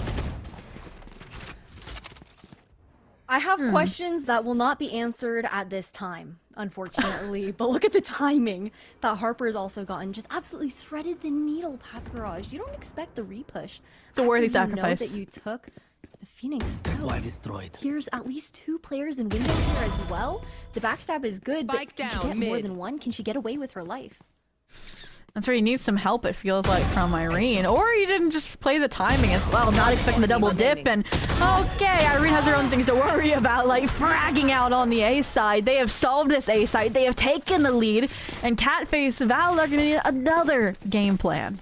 And that's the proactivity that we were looking for on the defense on the side of Sad Esports, not allowing Catface to very comfortably scale up over at long. They're playing so passively, just really trusting in, I think, the Sovi utility there for Rotten on the other side of the map when Harper's locking things down. Now we're changing the setup. They're trying to still condition that Rotten's gonna start on the A side of the map. You're swapping that Cypher setup over. But Cafes they're not even gonna visit A. They do not care. They want to explore mid into this one. Yeah, again, they're now just like split up, look for clues on what our new game plan should be since it's an eco round at this point. And I like it, Harper. It's like a final stand, right? You're like, if they're not coming to my side of the center, you get frustrated. We all believe it sometimes, and you just decide to push, right? You look for those timings that your internal clock is fine tuned to, and found it. Speaking of finding timings, though, look at Fangs. He's gonna have a battle showdown up against Blue Owl and pivot the growing garage pressure. But I think that's why Willow has now picked up that slack on logs alongside Irene. They want Fangs to cook. They want to force them out of the C space, and they have so far. The positioning is so good though for Sad to go for a fast flood into B if this hit does come into fruition. Ron gonna go for the early arrow just to deny them walking into that site. Buy a little bit more of the time. They go back into garage knowing that Kestrel's held onto this space, but still unchecked is Fangs over in C-Long. Oh, but they're so ready for this, right? Util upon util, the operator fighting the omen. It's like, I don't think they're going to be able to get into this site and get a spike plant down. So instead, it's to fight through window, fight into spawn. What do you do with this? 20 seconds on the clock, you try to walk into B, but you still have Rotten backside. Just kidding. That's what you do because unfortunately, not having the right read in that scenario, quickly trying to get that plant down here as well, and it's going to be the run it back, opening things back up into the retake here for Sad. You are divided. Oh, gun recovered the Raven. If Luna had survived, this would have been so much more feasible. Instead, it is the 1v3 that Raven might just be able to do. The Cosmic Divide tucks off site. The re-engage still. Oh my god! And secure the Red Bull clutch. What an insane round from Raven. Just the mechanics there, the movement from the Neon was so clean.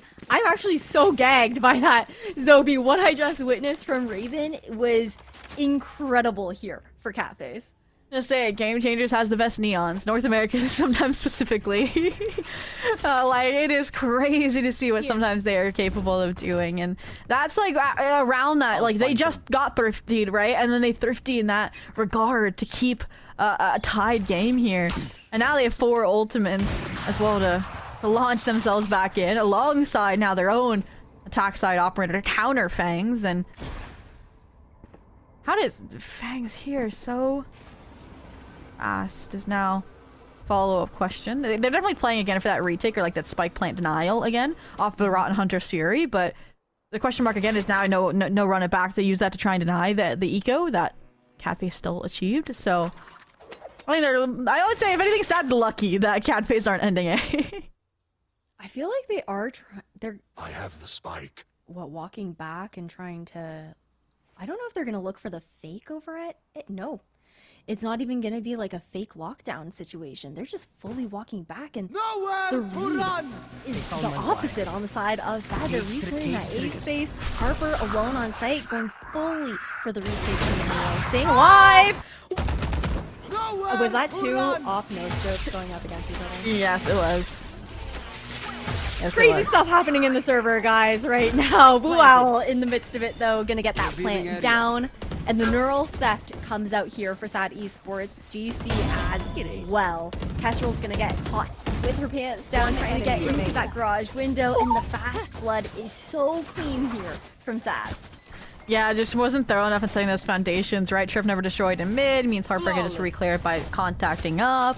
I liked the idea there around trying to avoid Rotten's Hunter's Fury to take a garage space, but they just couldn't do anything with that fast enough. And it did hinge also, I think, on Elaborate keeping that mid space. They didn't have to worry about who was behind them, so missing out on that no-scope battle did have its impacts, as Sad will secure at least a tied half. And I feel like we've been here before, actually. A 7-5 or a 6-6. Oh yeah, it was map 1.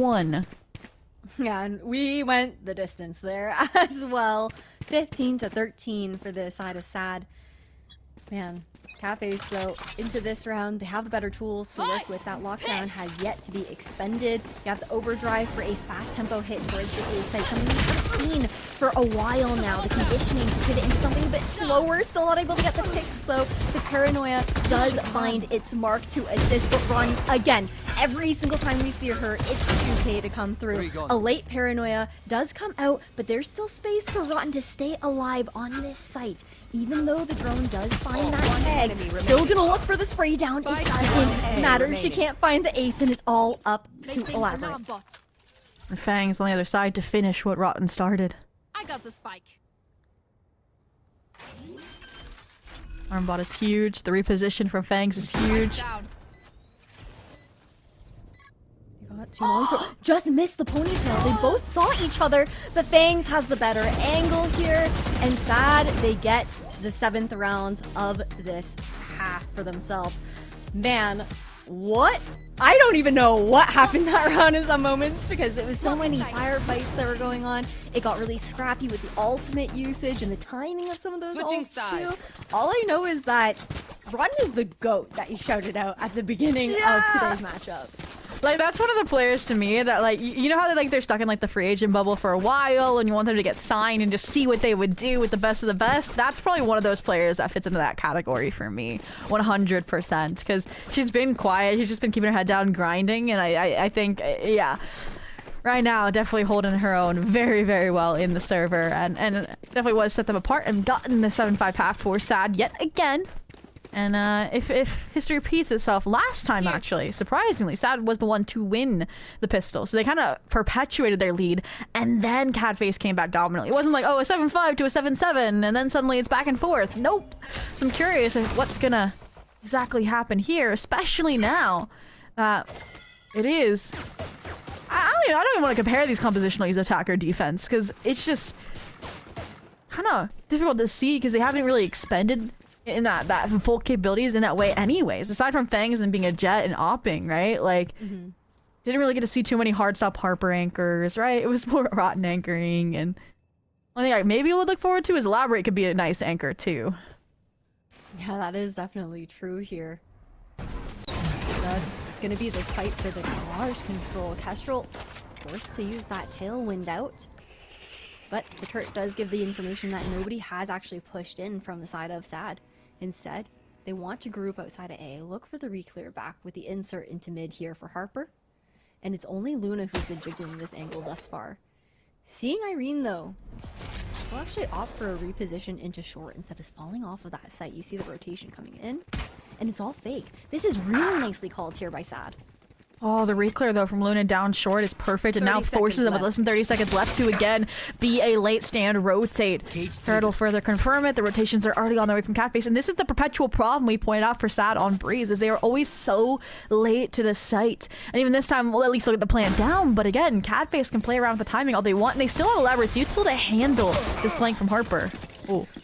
The mid-side smoke also is so nice for Catface to try and flood back in. I like the reposition here to try and get that wrap back around. You do have the gravity well that you can use as well. It comes out a little bit body though, so it got half at the very least.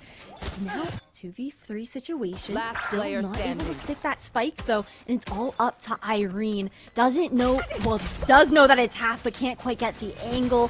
Luna's gonna put that to bed here with a 3K. Cycling nicely into that Hunter's Fury. Yeah, I think it just, like you mentioned, the space area was take so fast in that backside space off the close log smoke so that they could then combat the garage rewrap attempt. I'm more impressed that that Irene was able to find that timing to get back long, but it just wasn't enough. So yeah, just HP too far advantage for Catface. They get up to 6 here, are on the fast track towards the 7th, towards the tie game once again. But we mentioned it, right? Catface until the end of the second half on Breeze had a hard time taking that lead back, and I think it's going to be a similar occurrence here. Such a tough situation to be in, like always playing that tug of war here, right? Yeah. But Whoa! this is also a tough situation to be in because you're getting absolutely roasted from all angles with the molly, with the wall going down there Spike as well. planted. At the very least, the spike does get initiated here for SAD. Oh That no! is also a very awkward situation there for the the walls to go out there for the fast lane. It's kind of a comedic series of events with this B push, but regardless, Catface are still itching for that defuse. One The enemy hold remaining. from SAD is What about Eco? so good though. How are they pulling this off? They don't have the weapons in this post plant. I feel like Catface got a little too aggressive, but still having that stick thanks to the cloudburst, getting it half earlier on there. Catface with the Red Bull clutch. Kestrel coming in absolutely clutch. That round should not have been won, right? Like it went from comedic to a tragedy for Catface for a while there, and somehow found its fairy tale end. Like honestly, it all started with that fast lane not being deep enough. Because even though it just seems like it's a small thing, that's supposed to apply additional pressure, so SAD feels the pressure to just rescale a little bit closer because they could be sticking early. But without that, they just pop the one way. They play from off site, and the Omen dies so fast gong that you can't resmoke that either, so they were out of options other than to fight. And speaking of fighting, this time it's not they were forced into the fight, they elected for it. Luna Fox, huge opener. That's your pesky lurk gone on the SAD esports side. And all right, Luna's been so good with that as well previously, on top of these Hunter Furies that have been so great outside of A. Now being able to find that pick as well. Catface, sure, maybe Blue Owl does go down. You don't have those smokes to cover, but the protocol instead is going to be to push out. They want to try and play these numbers, try to get those weapons as well in hand. Don't allow SAD to walk around the map. You hear that drone around the corner too. Both players know that Rotten is here. don't think they know about Kestrel's position though, but timing has been missed out on, and she'll just tuck away and try and survive here. So I do like the call when you're down at a 2v4 to regroup and try and punish Kestrel, but Jet got in the win. Gonna regroup, play the numbers where they can, and 30 probably just seconds let left. SAD plant. Yeah, she's not taking any risks with that. That's for sure. I don't even know if they're gonna. I guess the plant will go down inadvertently, but Cafes are poised for a quick retake, just depending on that player in Last player the standing. box. Then it doesn't even matter because the burst execution into the retake scenario is going to be what reigns supreme here for Catface. Unfortunately, Sad Esports, they didn't have quite enough that they could stall with. Thrifty. But that was just about expected with how this thrifty played. Oh, wow. And that's what enables them to get back through. And it's crazy that is a thrifty because it shows like how bad their second round buy ended up being converted, right? Yeah. They were taken down to having literally nothing and able to beat the full buy from Sad. And that's another way to, I would say, take the momentum back instead of the sudden spurt of energy that we saw over on Breeze. So all in all, yeah, the track will be, I would say, curbed for now. I do think this round could get a bit complicated with some of these hero rifles on the Sad Esports side. In the next round, you should have the blades and some other ults to work with. So we're far from being like, oh, Catface are going to pull ahead and be like 10, 11, 7 already. And that's where Sad cannot fumble the ball next few rounds. Yeah, I don't agree. I don't disagree with you. Like, I see Sheriff in Rotten's hands, and I'm like, yeah, she's got two. I guarantee she's got two. It's just crazy, right? Overall, the mechanics have been insane to see from both of these teams. But Elaborate has been one of those players that we've had our eyes on this entire time, not able to get that pick. Instead, Catface, they want to play a little bit safer. Spike In planted. this post plant, though, again, Rotten does have that Hunter's Fury available, but since it's the eco, not going to play back for it. They want to contest the chips. Oh, and Luna not having a Utsil means they're stuck in the CT, and the refight here is perfect! Out of Sad again, changing that pacing, that passive approach into a winning strategy, remaining. but Catface just, again, these front side smokes are so weird, but work for MEOW. Oh, insane shots from Irene. Kestrel able to be the guard that's needed to ensure that defuse does go through, but wow, that was actually, it was a 1-2 click. That was crazy. And I feel like that really demonstrates again the mechanics that we keep talking about. If you are new to GC, this is what we mean. That was a picture perfect moment. Yeah, and it does hurt that it wasn't enough to bring the round back, and that's where I don't know. I kind of want to see Sad go back to that slower Breeze approach because yes, they're getting the sights, yes, they're getting the spikes down, but MEOW have all the information that they need to play the retakes, and Catface are having no issues defensively on this map really playing that retake. Look, 4 for 4 diffuses, right? Comparative to over on Breeze, right? And I think that's where Sad either on the buy rounds need more of those aggro fights like we saw, or they need to get further numbers in the early round. Because I will say, Catface are giving them those opportunities to get those kills early on, right? Lunafox solo outside a garage, right? Them scaling down to mid window and fighting Harper, right? Like, if they just hold like 2-3 players in spawn instead of Harper on her lonesome, I think they could catch out a Catface player or two right now. Yeah, I do think that there are those punishable moments. Cafes are playing with so much confidence. I think even on Breeze, it felt like some of those swings that Luna was taking were just so insane, and she was consistently getting her one, getting her two, and we're seeing a repeat of that on the Sova again here on Haven in a leadership position, really leading from the front here on the initiator. And now, Sad Esports, they've got to worry about a Killjoy operator at that with Elaborate staring down C long. This is something that we saw on the attacking side as well. Don't know if it'll necessarily be expected. A nice callback smoke, at the very least, to try and get that angle. And Fangs with the first blood to take out Elaborate is huge to open up this map. Yeah. Kind of what we asked for, punishing these players Joke's early. over. You're dead. You shouldn't know the fakes. Now they have to rescale and complete the split though, so that's where the run it back Going up. has to get invested, and they still aren't fully sold either. They are trying to run fakes on fakes to get these players in as far away of positions as possible to a prospective retake, and that's where I like the facing they were taking. If they didn't pause and spawn, why are we pausing and spawn? No. If they went A, they would have had it. It's the second guessing again, Ash. I actually don't understand. We're overcooking right now. If they Like, went A, our it was grilled perfect. cheeses are burnt at the moment. Our grilled cheeses are burnt at the moment. But apparently, We're still going. apparently See seeing the neon. Apparently seeing Irene with the operator is enough to make us believe that the rotation is actually over towards that A site. So it's crazy mind games on both sides right now. It's actually wild how Sad Esports was able to sell this. Here.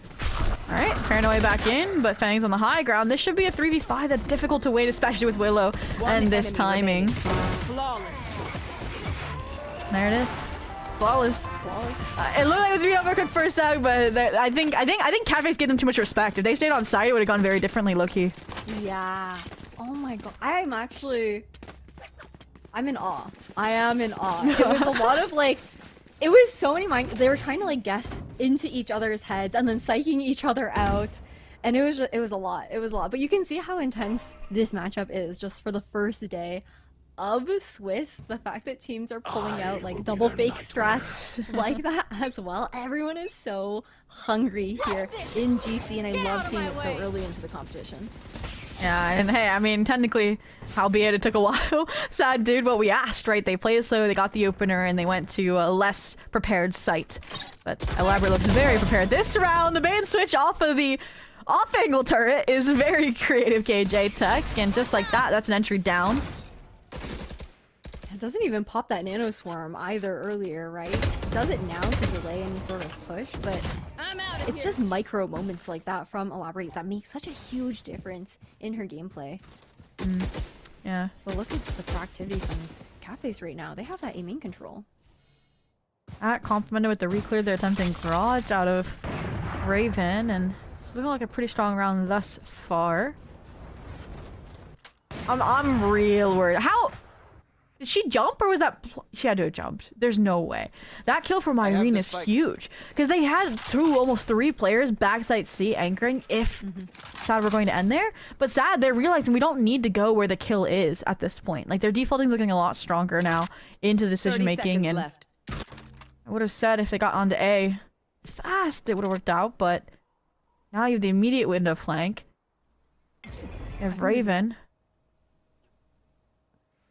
A really great reaction from the side of Catface right now, but timing is so good. I know for Sad to even exactly get that where you spike 10 planted. seconds It left. does come through. It does Spike work out. planted. And neural theft not quite in time there for Irene to get the information necessary. But of course, the rest of the team now knows that that flank is incoming. They can't fully flip sight though due to that plant spawn. Rotten does though. Hunter's Fury online, now tucked away safely into CT. It's gonna take a lot of work for Catface to get back into this round. Last player It's all standing. about Sad Esports, Harper and Willow being those guards on site and the Gonna get the op. contingency plan. They don't have that time. Yeah, trying to run away with that one here for Blue Owl. But you also know that Catface are not going to get away with it for free because Sad want to punish. Of course they're going to chase. A 4K here for Harper as well. And the operator back into the hands of the side of Sad Esports. And these slow defaults have been working nicely. We saw Fangs with the operator last half. We goes saw here. Irene start with the operator, and now Willow has the operator. It's like so unexpected for Sad, who's gonna be sporting this weapon, and I think they're just trying now to use. It's like the early kills they're finding onto MEOW at this point are like free ult orbs, right? It's just trying to get maybe that run it back online early, but they might be in for Rude Awakening. Aggro, very aggressive fight coming in. C-Long. I like the set play here from Catface. They're really trying to push them over to that A site where you have Elaborate playing that anchor, but also having that lockdown available into this round if they do have to go for that retake. It does force a bit of that early initiator Obscuring utility vision. out as well, a bit deeper into A spawn from Rotten here as well. Now it's pause here. Right? I mentioned it last time. I didn't like Raven falling off site, respecting the site tick, so her playing anchored plat position is clean, especially now so that Lunafox has found the A site lurk, so their options are going to start getting limited. And we're falling into that same caveat of no time, really, for Sad to mull things over to make that decision, and that's when they get a bit messy. They make mistakes, and Catface can thrive. Looking for the garage crunch now. You've got that spike looking to catch up with the rest of the squad. Both of these duelist players still, again, anchoring that back Blocking site. vision. Not gonna find anything with that recon either. It's just Irene to take the fight right here on Kestrel. And still Raven stuck back here. That position being so important with the Hunter's Fury trying to disrupt and deny and delay that plant continuously. 3v3 scenario. Blue Owl still Spike being able planted. to find that pick regardless. One enemy. Might not have the utility to work with the screens, but at the enemy very least, crazy that you think that the near lineup was happening there for Run, but Blue Owl, a hero here for Catface to be able to close out this 10th round. And it just comes from how grouped up Catface are on these retakes, and that's why they've had such a high conversion percentage this half as well, right? Like, you have those players all the way scaled up to the CT choke, and then they get nervous and have to backtrack a little bit there, and that's exactly when Catface rescale in and are able to flip the script after what otherwise was a pretty well-tempered divide into that C site. I maybe wish they left somebody in garage to run disruption, but it was also the Hunter's Fury that just bought enough time, I think, for Raven to cook a little bit, and it kind of all came together very defensively. Like, they're uplifting each other, to say the least, that they weren't doing on that defensive half over on Breeze. So I have to get some double digits here, and money's not quite reset just yet for Sad. So the cat and mouse game continues. Here. I don't like what I'm seeing on the other corner side of this angle though. You got a Judge just facing the wall up against an Outlaw there for Fangs, and Fangs does not want to bite either. Scaling up over at Long, they also know that turret is here as well. If they want to crunch into that short player, you still have the anchor of the elaborate site as well. Somehow the Judge stays alive here within Raven. You've got the TP into sight from the rest of the team. That spike is down. Perfect side smoke time, that's all we can say. Actually goated. Overdrive if things go really bad. I'm not gonna be a believer until I see one more kill, because with Raven this low, a 2v3 would be so winnable here, and that's exactly why I'm not a believer, because Irie can act in a moment's notice and rack up kills like Player this. standing. 2v1. 30 seconds left. Position here for Blue Owl as well. Nothing for Harper to work with, and it's going to be the repeat here from Kestrel. 11-9. We were starting to hold our tongues a little bit there with the performance that Irene was pulling off with that 3K, but that's just absolutely insane that Raven was able to stay alive and get those 2 picks so that MEOW could even find that round in the first place. Yeah, it had to have been like some sort of bullet stray, because both bullets were shot towards her dashing away, and only one connects, and 10 HP, right? You trusted in Fangs to get that job done, you're focused on the side take, and suddenly, yeah, through the side smoke comes a shotgun. So, yeah, this next round, it's a tough position for Sad to be in, because they have a buy, but they lose it, it'll be 12, and you're broke, and so again, must win, so must take the timeout kind of vibe. And looking at the ultimates on Catface's side doesn't make the picture any prettier for Sad. So all in all, we're looking towards maybe them looking for an early orb to get Willow in position with the run it back. And I mean, I think the thing that's also changed is, aside from Kestrel, who has the operator, they've stopped taking early fights like they were previously. So Catface this time very understanding and making those changes exactly when required, versus Breeze, they couldn't make those fixes. And so it makes sense, considering it's their map pick, that they're able to do that a lot more effectively.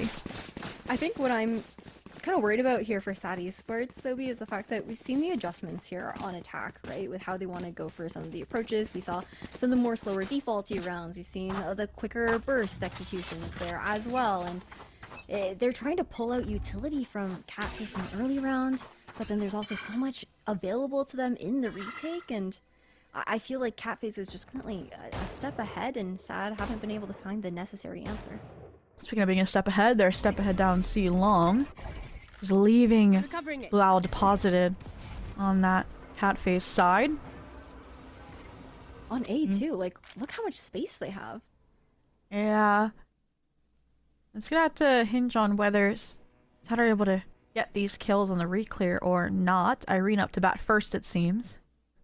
A little bit worrisome though when you do also have Luna on that angle. She's been punished there before. Regardless, Blue Owl is going to get the drop on one.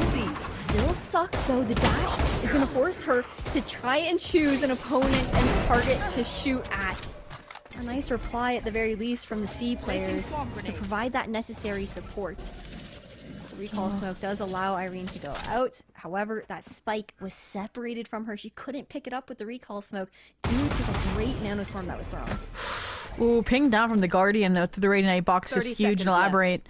And deciding to play the off and go wait for the rotate to come through for Kestrel. And you're still worried as well about where Harper is because they haven't seen her. Yeah, but they also only have 20 seconds on the clock right now. On top of that, enemy Harper needs to get remaining. another one right now. Okay, it's gonna work out. Not expecting it here. 10 This is seconds left. insane. And they choose where they get to plant as well because Luna Fox was, I think, staying A-side because they hadn't seen a Harper. So they find out where Harper is a bit too late. And it's, you mentioned Luna Fox, the impact she had on map 1 despite the loss. Could she clutch it out to basically secure this map for Catface? This is such a hard fire to break up, though, and Harper isn't going to need the help of Irene regardless. Sad. Off the back of their timeout, they find the success that they were looking for. Yeah. And I think that was a really good balance this time of timing from the default to start looking for those aggro players and then re-clearing at least one portion of the map. Yes. And I think that's where, I don't know, I think because they're hard committing so much of the KJ util on C, Harper was able to slip the net, right? Versus previously they were playing Elaborate pretty split up, right? Alarm bot B, right? Turret and Garage. And I think that's difficult. And I think that's also why we're now seeing 3 scale down mid. Aside from the broken buy, they're like, let's just take care of these players early on or skedaddle our way into the next round. Camera's only going to get info on 1, but this is a really nice flash that's clocked and ready already by Willow. A good turn away, though, from the side of Catface, and Raven's going to get the trade at the very least. Do they maintain the space? It will be a hop up into window here, while the rest of Sad Esports actually looks to group over at C. Yeah, it's a huge timing that's been found, and I think all this... what that's really gonna do is embolden Fangs to maybe take a little bit deeper of a line, but you're also in a 4v4 and there's a hero rifle and an overdrive, so those feel risky, honestly, unless you're just trying to take that ult down before they can plan around it, which, alright then. Hey, forward play there from Fangs does work out. Paranoias have been so good from Blue Owl, but the scaling a little slower than usual, and Fangs has found an insane timing into this smoke. Someone's still watching, gets the opportunity. I think just got caught like elbow, still in the smoke, showing with that timing. A great re-clear here from Catface. We talked about how good Luna Fox has been in these scenarios. The Hunter's Fury is still up though to try and deny that defuse, but with 3 players up for Rotten to deal with, it's too much to ask for. Catface, they find another Thrifty and another defensive round retake. Wow, and I think we now need to study like Kestrel's like bodyguard percentages because those are also like really off the charts. Like that's what I think she's gotten most of her kills from, is protecting somebody on the spike defuse because that smoke was about to dissipate. And I think honestly I would have trusted in Rotten's crosshair placement to get the job done there on the Blue Owl as well had Kestrel not come through. So I will say this is a better position versus the previous round. If they had lost it out of the timeout, they would have had no money left coming into this denial buy. Here, I think I'm confident enough, especially with the running back in tow, that they can get onto a site. And they want that fast hit towards B, except it is a little bit of a distraction, right? With how that spike actually isn't necessarily... Actually, no, it is going to be scaling over towards that B site, but it gets shut down, denied immediately. They're trying to force out this push from Elaborate, who ends up getting the drop on Irene regardless, and great delay with that nano. Kestrel pushed up all the way over towards A wing. They're corralling Sad Esports into Garage, and it doesn't even matter because Willow's going to do that. Right, that entire swarm grenade is to get away, and then Elaborate reinserts herself while they had numbers. Like, they just almost toss this round. Luna Fox says, okay, let's keep it within reach here. The difficulty is you have no idea where that from the shadows went. You have no idea where Kestrel is. They might have heard the footsteps, but it's close. And the timing is perfect. And this re-clear from Harper is even better, but how deep is she? One enemy remains. It doesn't matter, because Kestrel's going to run right into her. It's all up to Blue Owl now in a 1v2. Surprised they're this confident. Were there any indications that that the Blue Owl ultimate went C-long? 30 seconds left. I don't think there were. I don't know. Oh, they're lucky, I guess, in that regard. It's just going to be a 1v2 retake through spawn. We're going out. I'm trying to remember if the neural theft got me One enemy this remaining. round, but it doesn't matter. Blue Owl Shrouded step out. Shadows traveling. Smoke placement, and it's so good! Able to get Harper. It's not even a full drop smoke, it's just getting the timing on when, right before it blooms, to get that defuse to win out this map here with a Red Bull clutch. Blue Owl take Catface all the way to split. The different takes that we've seen these teams make, and just taking also inspiration from other squads too, right? But overall, I think that looking at the Catface side, this is almost on par with what they were running previously. Like you said, the Sky has been favored, so that's why you see Lunafox back onto this. Raven was lights out on that Neon, also on Haven. Yeah, and obviously we get now the Jet to raise for Kestrel as well, so I'm curious how that's going to go. I don't think we'll see that as much operator action, but we could be proven wrong in that regard as well. But yeah, I'm excited to see. I think it's going to be fun. I don't know, I like a raise. I like raise more than Jet personally, just because I think the damage, or the util force, is a little bit more respect when you're on this double dive alongside the Neon, and I think that's going to serve them well on these tighter corner maps like Split. But again, coming into this, Catface is also on the attack, and it is Sad starting out on that defense, and we saw that slower start to the defense for Sad over on Haven, so we'll see if that's the case here as well. Yeah, I think also generally the raise is so nice when you're expecting a lot of ices on Split in general with how the meta has gone, just trying to take down those thorns before diving even onto those sites. But right now, for the side of Sad, they want to get a little bit of that information outside of A. It's just going to be the lurk though from Elaborate, something that we know they've constantly been able to find success with. And a little deeper committed fight here, just to get that boombot out into Garage will reveal the deposit of Catface players, and I'm surprised to see no one actually scaling behind the dog. It feels more like a fake out to allow for a silent progression of both Kestrel and Blue Owl in that Garage space, and that's why I'm kind of surprised to see Sad give up so much of B and instead be playing from Heaven here.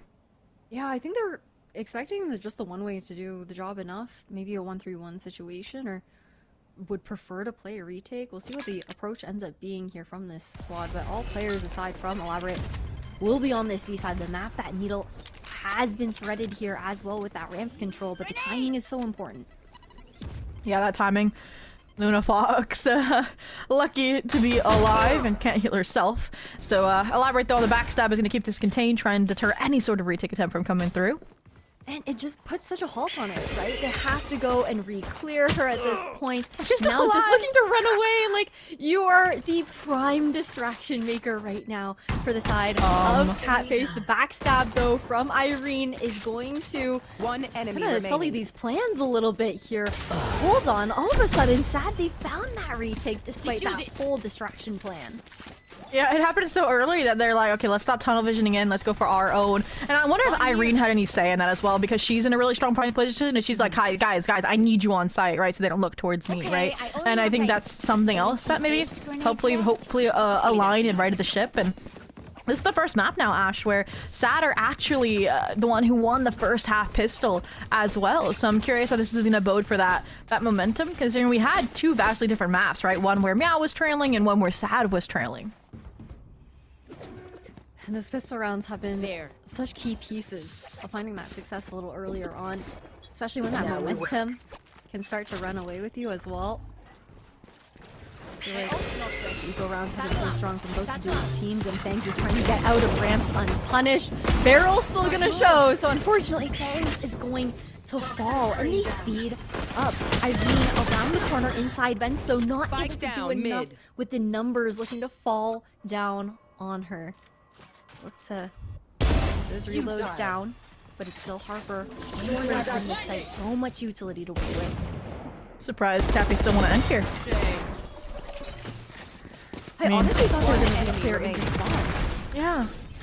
Instead, I mean, it's just a sweep through, right? Like, the better weapons finally get to regroup and take those engagements, and Catface lost any momentum they had from that explosive start to the round. Like, I thought we were fully on our way towards a thrifty Ash, and then that pause and that initial kill that was found from Harper just stabilizes everything. I feel like it's a different round if they do want to re-hit that A site, but they cut noise in Heaven. If they cut noise in Heaven, they walk like CT.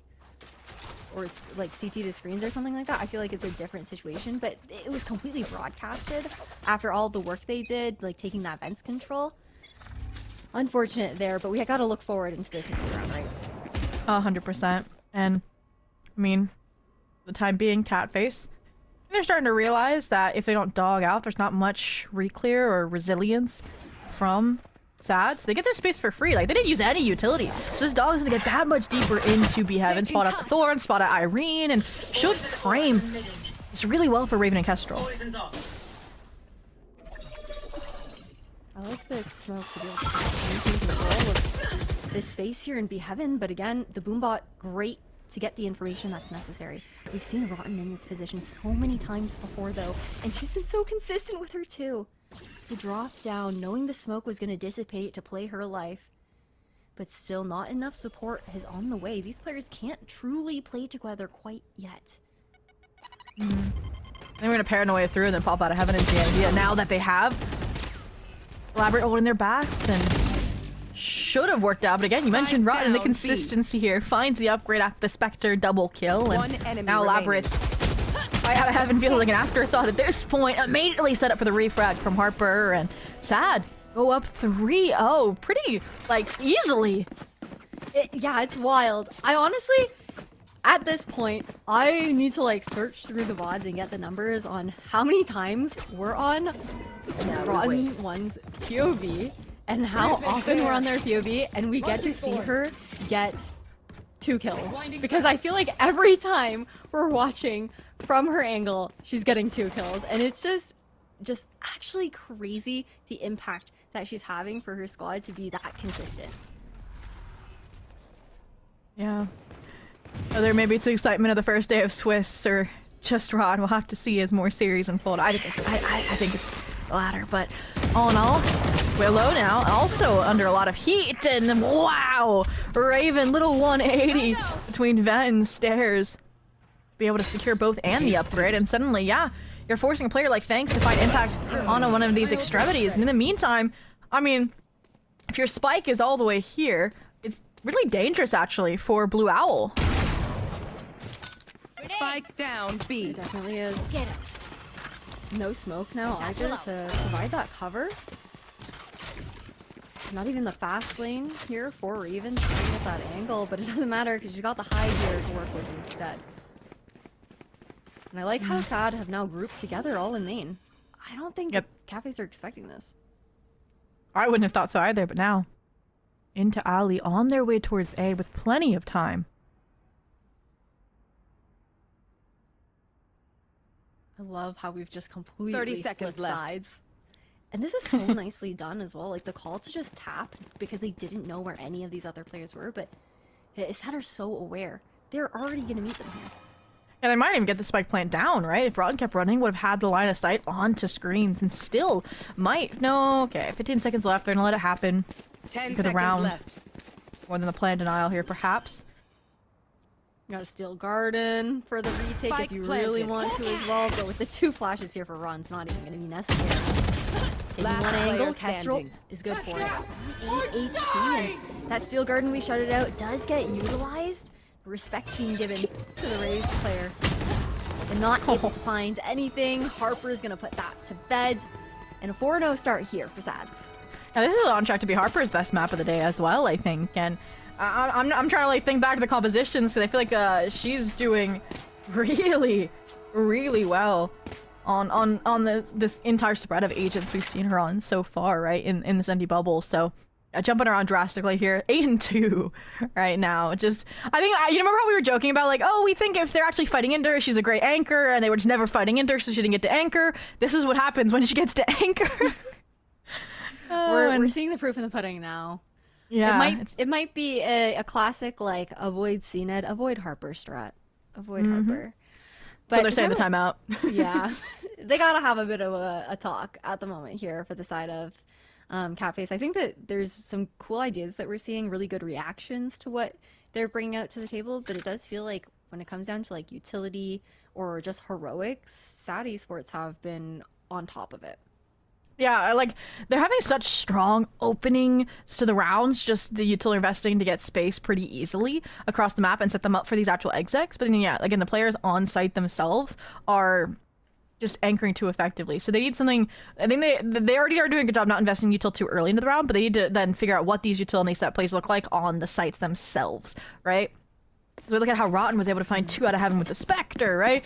We look at them pausing in heaven and not being able to address Harper on site. It's like, it's difficult to see how these rounds are falling apart so fast. It really is tough. I think the delay and how SAD are playing it works really nicely and just trying to force them into some of those lines there. And just some of that utility as well to force it out of it earlier on, so they can't fight as well as those post plans. But focusing back into this round here, Harper has completely changed position for herself, right? She's going to play off of sight, look to play that retake with the rest of the team instead of that hard anchor that she's been conditioning here into back elbow.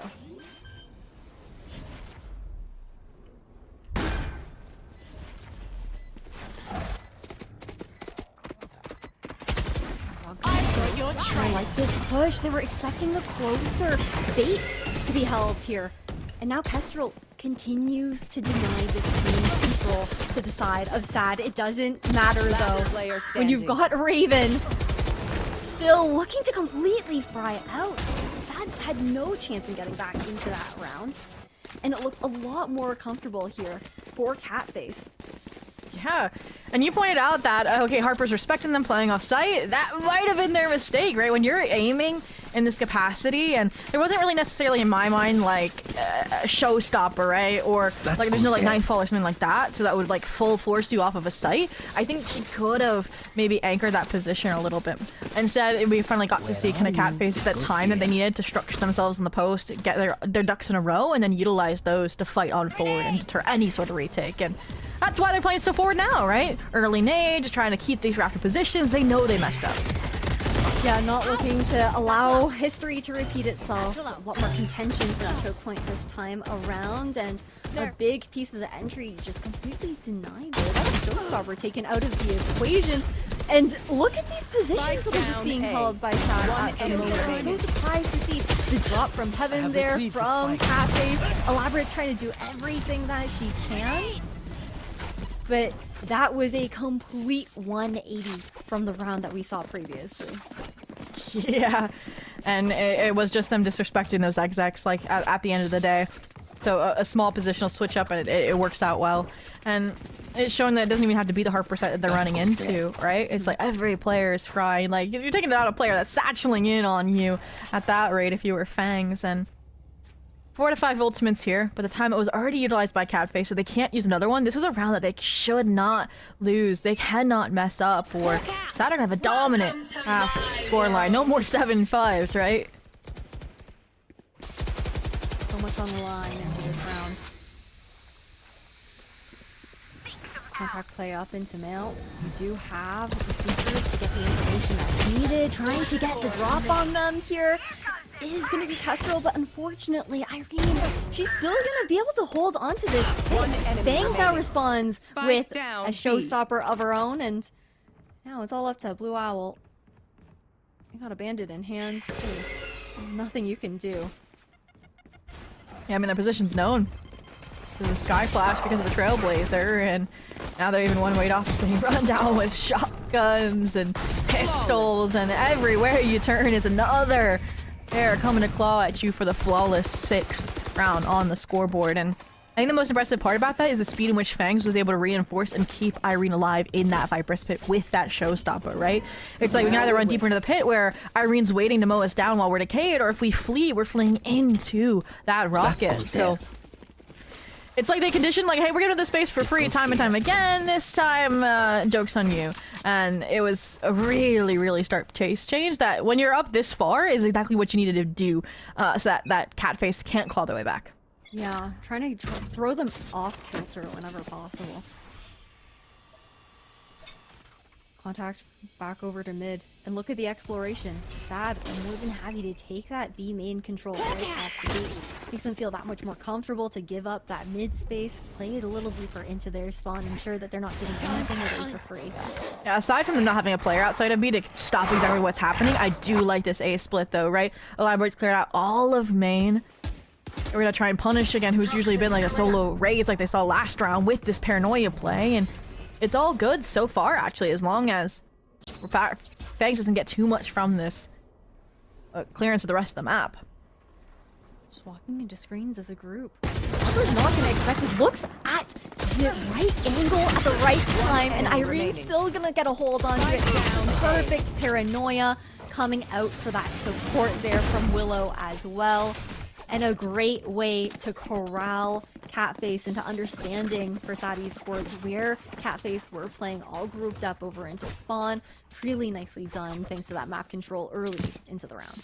Yeah, I mean, even though they got them off surprise and that shouldn't have been a surprise, right, when Harper fell, Irene and just not getting cleared fully in that corner and players not looking prepared to refrag either. Like that, again, 3P should not have happened. The pathing for Catface otherwise was perfect, so that's what's frustrating. His macro's decent right now, but some micro mistakes are costing them everything in this map at this rate. And once again, repeated B main control for SAD. This time with confirmation that there's players there, so Rotten has a flash ready to go. And yeah, it's just Catface back to a default. I like how much they're acting off of the intel that Elaborate gets in the previous round, though, right? Elaborate walked up ramp so early last round, and now this duo has done the same while they're simultaneously challenging Garage Control to veil it. My eyes are better than yours. And I think that's also that understanding of when they get aggro, B-main, that's when you have Harper deeper into that site, playing by herself, right? Now still trying to get out if possible, and it's not going to be the case. Just keep her position here in elbow. The showstopper is coming in as well. Does chip damage, doesn't land the trade herself. It's Raven to deny that retake from screens, and it's all down to Fangs now. Yeah, starting to narrow off where she could be. Vent is the last likelihood, and Elaborate is good to secure the Catface flawless to show at least some signs of life. And speaking of those pulses, I do think we're back to kind of like how Breeze looked with some of these players warming up a little bit slower, perhaps, on the Catface side. We also have to circle back to something we mentioned about Luna Fox, and we weren't sure how the Sova versus the Sky was going to look fully in the capacity of this team when you're getting back into consistent competition, so that might take some warming up to do as well. And yeah, all in all, Catface, now that they this is crazy. Wait, SAD have conditioned that they're leaving A main open, and now they're about to fight for it. Oh no. It might be quite the brawl, but instead it's a very slow creep. Again, using that cage, trying to force out that trailblazing, he gets tucked in the corner, and the spam is good. I'm gonna disengage. Over the spike.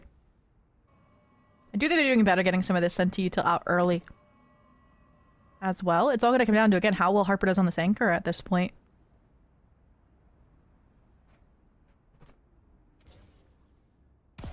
Really having anything to deal with it at the Thorns moment. are alive. Thorns proc there as well. Didn't even give a chance to try and get that out with the nade. Okay. So Zada's gonna give it up, immediately scale to have some flank pressure, while the rest rotate through spawn. Rotten, if she gets a kill, will also bring the Seekers online, so there's a lot to work with coming into this retake, and I kind of want Catface to do something a bit more aggressive, like an overdrive, just to combat it. You might see that happen.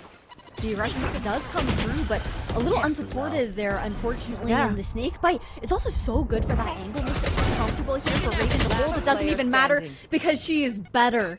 Blue Owl, 1v3 scenario. Nade for backside as well, and unfortunately can't find the necessary picks. SAD Esports, they continue to deny any momentum, any opportunity for Catface to really chain any rounds together. Yeah, and again, it's frustrating because Catface, you can tell they know where they're losing space and where they need to get aggressive, like we saw Kestrel do. And that's where I mentioned how much Kestrel understands the game. But either the communication's breaking down and she's not asking for the util she needs, or then it's just Raven not being fully in key with her. Like, something is breaking down where they have the right ideas, but then, like you mentioned, they're unsupported in each other's engagements. So that's not going to cut it right now. As SAD just continue to rack up points, and if Catface to lose this round, we're looking at a 10-2. Basically. Oh, they'll have a bye next. It'll be decent. We were 9-3 on Breeze, and we somehow got to overtime. So you never know. You never know. Flash out to get info to see if anyone's peeking. I love the hop up here from Irene to try and get an angle. It doesn't work out, but honestly, a fun and respectable risk taken in that moment. Hopefully not the downfall of this round here, though, for Sad. Yeah, we talked about disrespecting. That is definitely one way to try doing it. But I like the reclear coming out from Fangs as well. Should be able to catch Elaborate off guard as long as she wins the fight. Oh, this timing. What a flick to snap onto Fangs' head. Yeah, and now that's full scale into B Heaven as well for this dual split. That's why I do like Harper trying to isolate this fight. No, but she misses the timing. She's so worried about the main swing, and now they're all converging onto Willow. This round is as good as secured. Man, really nicely done here. It's all on the shoulders of Rotten. We have seen what she's able to do. She has 2 flashes to work with. Trailblazer gets all the information necessary that hasn't already, I guess, been gotten by Elaborate at that point.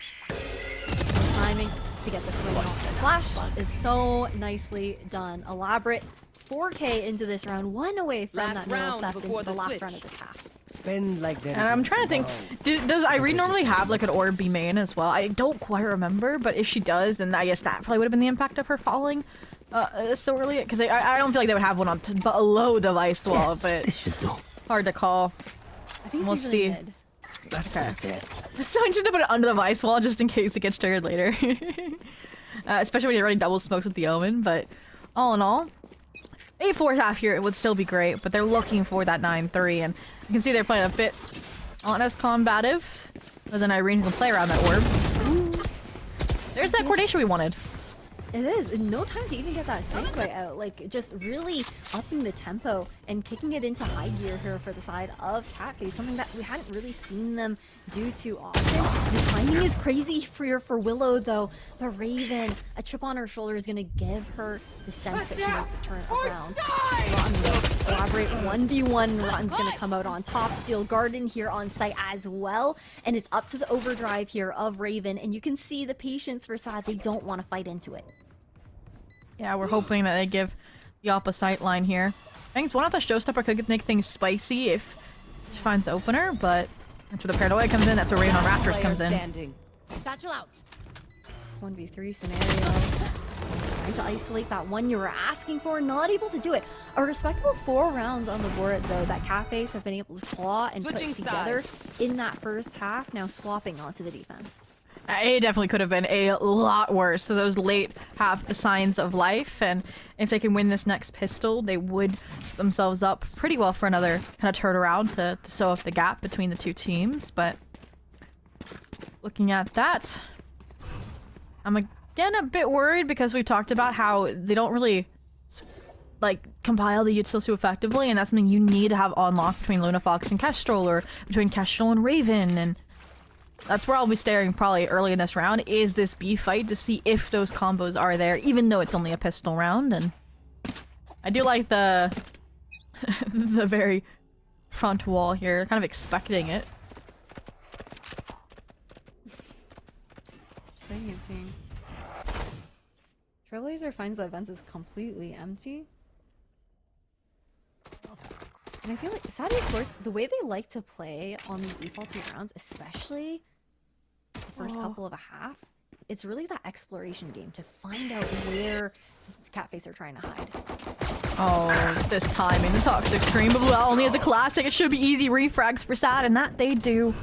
We'll keep numbers narrowly in a 4v3, but the real trophy is the A site. That should be good for the plant. See Irene pushing into screens here as well. You have numbers, I don't know how I feel about that. I feel like with how many she hears, there's no way she stays, right? Yeah, you gotta run, and it's gonna be the Boombot to get her too. No! You got a nade online as well still here for Kestrel into this retake scenario. But it's still going to be the hold here from Sad GC to get the W. Willow with the 3K to close that one out. But I did start to sweat for a moment there when that Boombot came out. I was like, hold on. Wait a second.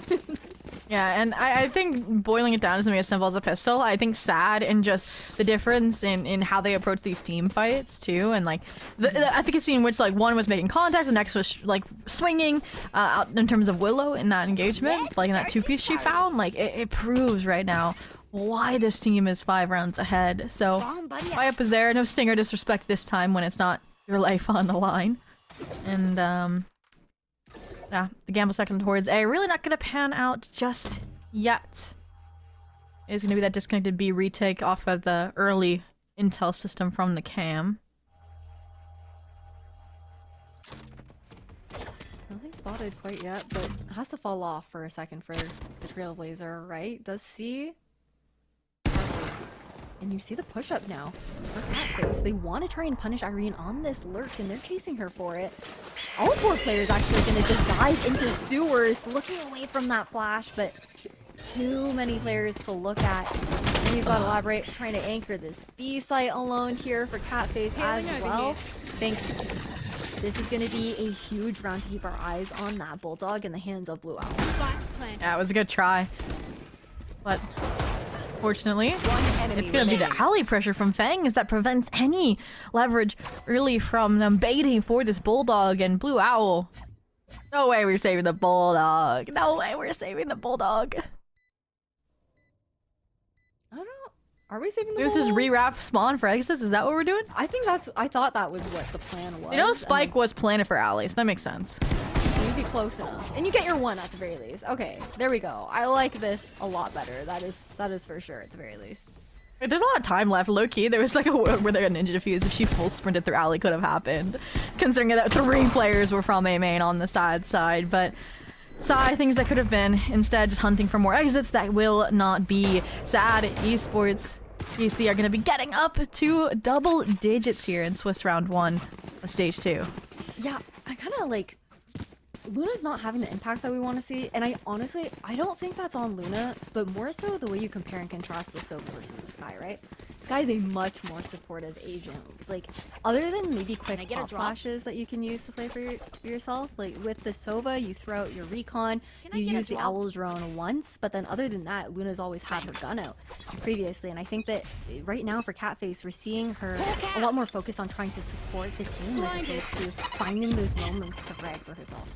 Yeah, you need that early round intel, and it's not as cyclic either, I would argue, on a map like this, or on Sky as it is Sova, with those regenerating timers. But for now, we got the early intel they needed to frame Raven for this fight, but there's 3 players already just fighting her front on, and a 4th on the way for Sad into be heaven. Oh. Good try. Trade for a trade, though. 3v3 all of a sudden, and you still have Kestrel on site, holding control of Pillar. Oh, she's been seen, and the shot is good. Boombot try and clear out 1 angle. And you've got the Trailblazer giving you the information here on Run, a player firing on Raptors here as well, and a cleanup here for Catface to get a 5th round. And there are some of those tag team fights we wanted to see set up and exchanged between the players on Catface's side, right? The flash sets Kestrel up since they know they're going to be regrouping on the side of Sad to further push onto that site for the plants, and yeah. And Irene was kind of isolated and trying to get back out, and that's where the finishers happen. And there was even someone coming up from stairs, so 5 more rounds to go to tie us up here, and 1 more to break the bank of Sad, and that's where you might run into the issue again where they're trying to deathball too much towards sites, and we ask them to go back to the defaults, and then they do. Time will tell. Time will tell. For now, though, really strong denial of this orb, understanding how close they were to the Seekers on Sad side. Now with the Cypher trips A, it deters the lurk play as well. Here. You know, forcing Luna off of the angle here in Vents, having to drop down. I'm sure the flash does find what it's looking for. Did she jump the trip? I don't know what actually happened. I assume so. There's like no way otherwise. Oh, not the judge. We've seen this from Raven before. Please. Yeah. And another one, not today. Willow's gonna get the trade at the very least. That Paranoia doesn't find anything. The re-clear with the Trailblazer is also huge, and that also means that Sad also have an understanding that their position falling off of that B heaven angle has been given away. And Elaborate's just sitting on the cam, so Cam's gonna get the ping, and then suddenly swinging right 30 behind it, seconds right? left. One enemy remaining. Looking for the clear, down expecting A. Elaborate actually to be in that ramps position, as Cyphers often do. Harper in 1v3 not going to be able to do it, and a 6th round on the board here for Capitals. And Sad, I believe, still have both timeouts. This might be the next round a good time for it, or now. I was gonna say, I feel like Sad were more of like the when we have a full buy take a timeout, not the eco round. But again, it was like right around this time that you needed to use your first and then save the second for later. And I'm trying to think where things are going wrong, because they're getting some nice timings into mid and trying to use that space to pivot, but it's similar to I think how they haven't panned out, where they just weren't giving these early fights away anymore on the cat face side, and so they can't find them, and then they're contacting into a judge suddenly, right, when you don't have a solid scan. And I think it is a difficult position to be in. Yeah, it definitely is. It's also harder, I think, when you see how the alt cycling is coming up into play now as well, and for how important that last round honestly was for Sad Esports to try and take away, because you have the showstopper up. You're almost back into that Seekers there for Lunafox. And yes, Rotten is almost one to the Seekers there as well into the next round. You expect it coming through, but Cafes have done the work to try and whittle down that economy on top of everything else. And it's definitely tough, I think, for Sad to make the adjustment that is necessary. This goes here. Especially with That the goes solo there. duelist. There's so much pressure on Fang to That find goes that there. success on that initial hit to try and win an area of the map. This is an interesting look from Catface. The double duelist posted up in mid. This is like looking like it could be like a trap setup off of late flash, but if Luna's just gonna get a fight from Vent anyways, you don't even need to. Just let the judge sit here. Yeah, and the judge is gonna find everything that it's looking for. The showstopper wasn't even necessary. Like, not needed. Raidiant just does it again. Man, Irene's not gonna be able to find anything. A flawless round here. 4K for the Neon player. And you can feel how Catface are heating back into this matchup. And again, feeling very reminiscent, I think, of map prior. Yeah. And now it just becomes a question of if they can finish the job or not, right? On map 1, they couldn't after they got the lead back. On map 2, they did, right? And it's kind of how we're gonna let this series bubble down, as if some of the Sad Esports players have those heroic moments yet again. Crazy to say, because in like map 1 and parts of map 2, we're like, they had a better macro, it felt like at times. So split maybe the odd one out here, but time being, Sad's still looking to challenge mid. Same cycle of utility that we see in mid constantly. It's the Trailblazer into nade into vents, and sometimes they take the space, other times they walk away. Yeah, nice execute here, trying to bait out the screens player. Raven almost engages. Irene with that pushback onto site, like the lurk timings are so good, but even still gonna be back here with the judge trying to deny it. Oh, and that means the Omen's cut off from the spike that was solo on site. They backfill the space, and suddenly Irene's also along with a 3-piece, but her position further confirmed by the secondary Seeker, and so is the player behind for Kestrel. And somehow you get caught with your nade out. That shouldn't be how that round goes, Ash. It absolutely shouldn't. Like, Irene getting a 4K there is jail. Honestly, jail. That is something that should have not even occurred in this timeline. I'm stun locked by that, and I feel like what's up? I want to get your thoughts too. We cursed it, right? I just said, I'm like, oh, the only way Sad's to come back right now is if they have some heroics pop off, right, to get these last few rounds through. And Irene says, all right, I'll do it. Fine. And it sucks because that secrets from Luna were so great, right? Kestra would have been backstabbed by Harper, hits that shot, and knows exactly where Irene was playing from, but still gets caught out in the open. It's just the timing. Incredible. Yeah. It's wild. Valorant timing, Irene's crazy I mechanics. must wait a moment. A perfect storm for the side of Sad, that's for certain. Still putting that pressure on, and look how the trips have changed up here now. Elaborate, swapping them so that Irene can't get that tuck into hell. Taking notes. Clear out the space here too. Toxins going up. Right. do like the early trailblazer here, but it does prevent them from getting decent answers on what's happening in this mid space, right? In terms of if they're framing for a split, if they're heading on through vents, and they also don't have that cam in heaven this time. So yeah, this should be pretty pacey out of Sad, and it's got to be super reactive out of Catface. Oh, and they had the wrong read too here on the side of Catface, expecting it to be that the heaven crunch. You end up having this from the shadows all the way to this A site. The change in trips is so good here for Elaborate. Now Spike tucked into elbow. Things are getting really awkward, and Banks has to find something. Spike will fall. Can Irene be that hero once again? Elaborate trying to find her. It's gonna be Luna with the pick. Now Harper. 1v3 scenario, and the Spike is down somewhere that feels nigh impossible with the time on the board. Yeah, and misses the timing. The Cam will confirm it for Kestrel to get the crowning kill. The sides swapped from the previous round's positions, and now 3 rounds trailing. And that round is interesting too, because we've been complimenting Blue Owl's side smokes all series, and that is another round where it is perfection, right? Allows Raven to scale back in, support Elaborate, who's also already playing off of some of those kill trips, and that's exactly how they're able to anchor it for so long before the rest of the players that were splintered across mid, across main, can regroup for Sad Esports. But now coming into the next, again, Sad, I think they realized how easy it is actually to front scale through A. It's just getting onto the site itself. So I think that's why they're starting out players here pretty heavily. No. That's an eco. Luna's trying to get a bit proactive, and it's gonna pay for it. That is huge. A bit unrecoverable in the weapon department for the time being. At least they would believe. And in the meantime, yeah, proactivity rewards, get a number back at minimum, and Toxins going up. yeah, I'm not destroyed is not gonna help them on this re-engage. 7 minutes to work with on the clock here.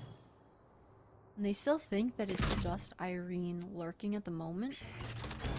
Careful, Flash cage does go trigger. out and Satchel through here as On the well. wire. Again, those pesky trips. One enemy remaining. Spike down as A. well.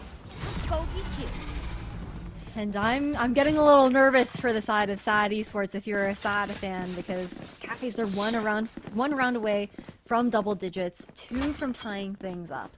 Yeah, and I feel like we're getting the same semblance of how fluid their defense looked over on Haven, right? The reads are there, the rotation timings are there, so they always feel in control, right? You mentioned, right, how they only had seen Irene up until Fangs is satcheling in, and that was correct, but then 3 players had already pivoted over, right, for the Catface side. They're just so sure, and that did come out of the aggression in B main, so it wasn't uninformed either. So, all in all, I don't know what the fix is for Sad for the time being, but Catface are just finding new ways to challenge what Sad are already been workshopping. Wire destroyed. Cage triggered. And I love this adjustment here as well. You flip Elaborate over onto this B site. Steel Didn't even hit. Garden is gonna get popped out, but still being able to keep this momentum. Now the nade also not clearing that. Elaborate stays alive for the spray down One here enemy as remaining. well. Mistakes to be made, miscalculations on the side of Sad Esports result in a flawless round here for Catface. I think my most underestimated duo this map right now is Raven and Elaborate, right? Whenever you see Elaborate threatened, suddenly Raven just is there, right? Even if she's on the other side of the map, they are getting full use out of this high gear on the Neon to make sure that both sites are equally supported. And we mentioned it, right? That earlier timeout at around 10-6 was taken. It gets them the 1 round, and then this one was used for exactly this when overtime is on the cards, when another possible double digits loss is in the cards. And after an 8-4 half, this is not what you want to be struggling to close out. Definitely not. Man, timeout to be called in this moment, and it feels like we're again seeing a lot of repeats. I see the conditioning that Sad Esports have been doing into mid with the nade and events. You get that trailblazer every single time. And Cafes have been so good at adjusting to it. Like, it took a while for Luna to decide to give up vents, but once she opted to actually play and to be Heaven, be able to support the team a little bit more, you see them focusing on fighting as that core 3 a bit more, and allowing Elaborate to be really that hard anchor onto site, who themselves, she has also made the changes to try and deny those lurk opportunities to Irene as well, and they just seem a step ahead. Yeah. And it's crazy that Irene's at the top of the scoreboard while having her lurks denied on the sad side. Maybe want to channel that firepower towards the site itself. Maybe why she's coming on back for the eco as well. Also, if you get a Viper spit after a gun or two on site, that could be huge for the Thrifty. But Catface once again, right place, right time for an aggro fight off barrier drop. Just trying to force a little bit more of that utility out from Catface here outside of B Garage. Look to cut noise and walk back in. This is huge. I think they're just gonna contact out of this, call the bluff as soon as the dark cover's faded. Whereas previously they were gonna invest, what was it? A satchel, a flash. Now all that can go towards the site. Yeah, definitely can. I did feel like they hadn't had enough to work with on these executions. The angle, though, unchecked here for Blue Owl is going to be insane. And they keep a complete hold here of B. Again, it's so hard with the solo duelist here for Fangs. I think on a map like Split, with how Catface are wrestling for control of the map, for that solo duelist to really find any purchase in those explosive rounds that you're looking for onto site. Yeah, I just find it funny, Kestrel's movement there to survive that early front sight fight, and Blue Owl just keeping her alive. And now, I mean, yeah, there's a crossfire. If Catface re-engage, when it is this close of a margin, left. they look like they're not making those style of mistakes anytime soon. Irene could be a difference maker here, but Raven's so aware of it. Spike down B. Right down player here as standing. well, like really nothing you can do. Catface with a flawless round. They make such good adjustments there on defense. Like, yeah, it was an eco on the side of Sad Esports, but you see the vision of what they're trying to accomplish in that, and it's just unfortunate when you have a player like Blue Owl, like around the corner, waiting, poised and ready, and she's been so good on defense in particular. Yeah, and obviously this round coming into things, they have the 4-stack outside of A, they have the Harper lurk. I kind of just want to see them front nade A and just take it and try to combat head on before the rotations come through. Like, that probably would be their best look at this point. But for now, just dodging any sort of deep flash, any sort of chem that might get intel. And then they'll slowly contact up, now that Willow has confirmed the Sky's positioning. Can't take too much of a risk though, being that main smokes player. Instead, you have Fangs looking to creep up inside Poison Orb for a bit of that coverage. Actually, I don't know if the Trailblazers Don't think saw so. her or not. I'm out of here. I think it like question marked it with how close it got with the bite. That it did give the ruse away, unfortunately. And I got the 140 off as well, Raven. So forced out the overgrowth pretty early on. At least that's no shield now in the picture. And they're pivoting right back into this duelist Luna Fox combo, which we questioned and needed to see improvements from, and they have. What a combination with the showstopper to come out. This is the best mid-fight that we've seen. Previously, Catface would constantly have Luna anchoring that on her own. But now, looking to deny the space here from Sad. Luna is coming alive into this round. Harper is trying to find anything that she can here on the B site, and it's gonna be Last too player standing. Oh, but the spike is in no down, mid. man's land. Can't recover it, can't rotate over, can't play out the 2v3. With 13 HP, trying to scale up rope into a double hold. Luna Fox in the 3K will lock in map and series Match point point. for Catface Val. And Ash, that's like you mentioned, I feel like that was the best mid-fight we've seen since Raven was holding it with a judge. No, literally. It's like, other than Raven holding B Heaven, most of the mid-fights have not gone the way of Catface. I think now, my question here for Sad is, I'm kind of concerned about the fact that I feel like these Cypher trips are never being dealt with early This in is the a nice round. spot. And I know we're so late into the half for me to be saying that because we're almost near the end, but there's just so much else that we've had to like kind of take into consideration as this map has gone on. Yeah, well, this time, they didn't put a 9. They're so deeply committed into A with 2 players lurking outside and confirmed by the Seekers B that I'm a bit worried, especially when Kestrel is about to just disrespect the Vice while it looks like and fight into them or jump it all together. She did! Aww. Oh, hell no. That's what Harper said, probably, honestly, when she saw that. But, man, it's the awareness here for Sad in those moments. This is kind of one of those rounds that you see out of Sad Esports with the calling, with how they like to go and re-clear areas of the map. It does feel a little bit more comfortable for them, but it's also a race against Catface to this B site. They heard them going through spawn, right? That's the benefit of Luna being in sewer. So it's 4 players anchoring the site.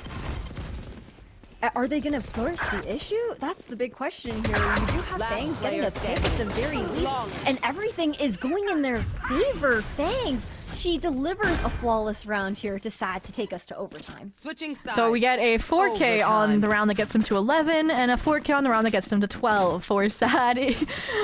Coincidence? I think not. It's really them just trying to pull whatever steam is left in the tank for their opening series, where every single map has gone double digits, to see what they can achieve on the individual scale. And last time we went to overtime, Sad just kind of were the ones to break through that mold after perpetual side issues, and I don't think it's been like both teams having issues with one side, right? And I think that's where this OT is unpredictable. It really is.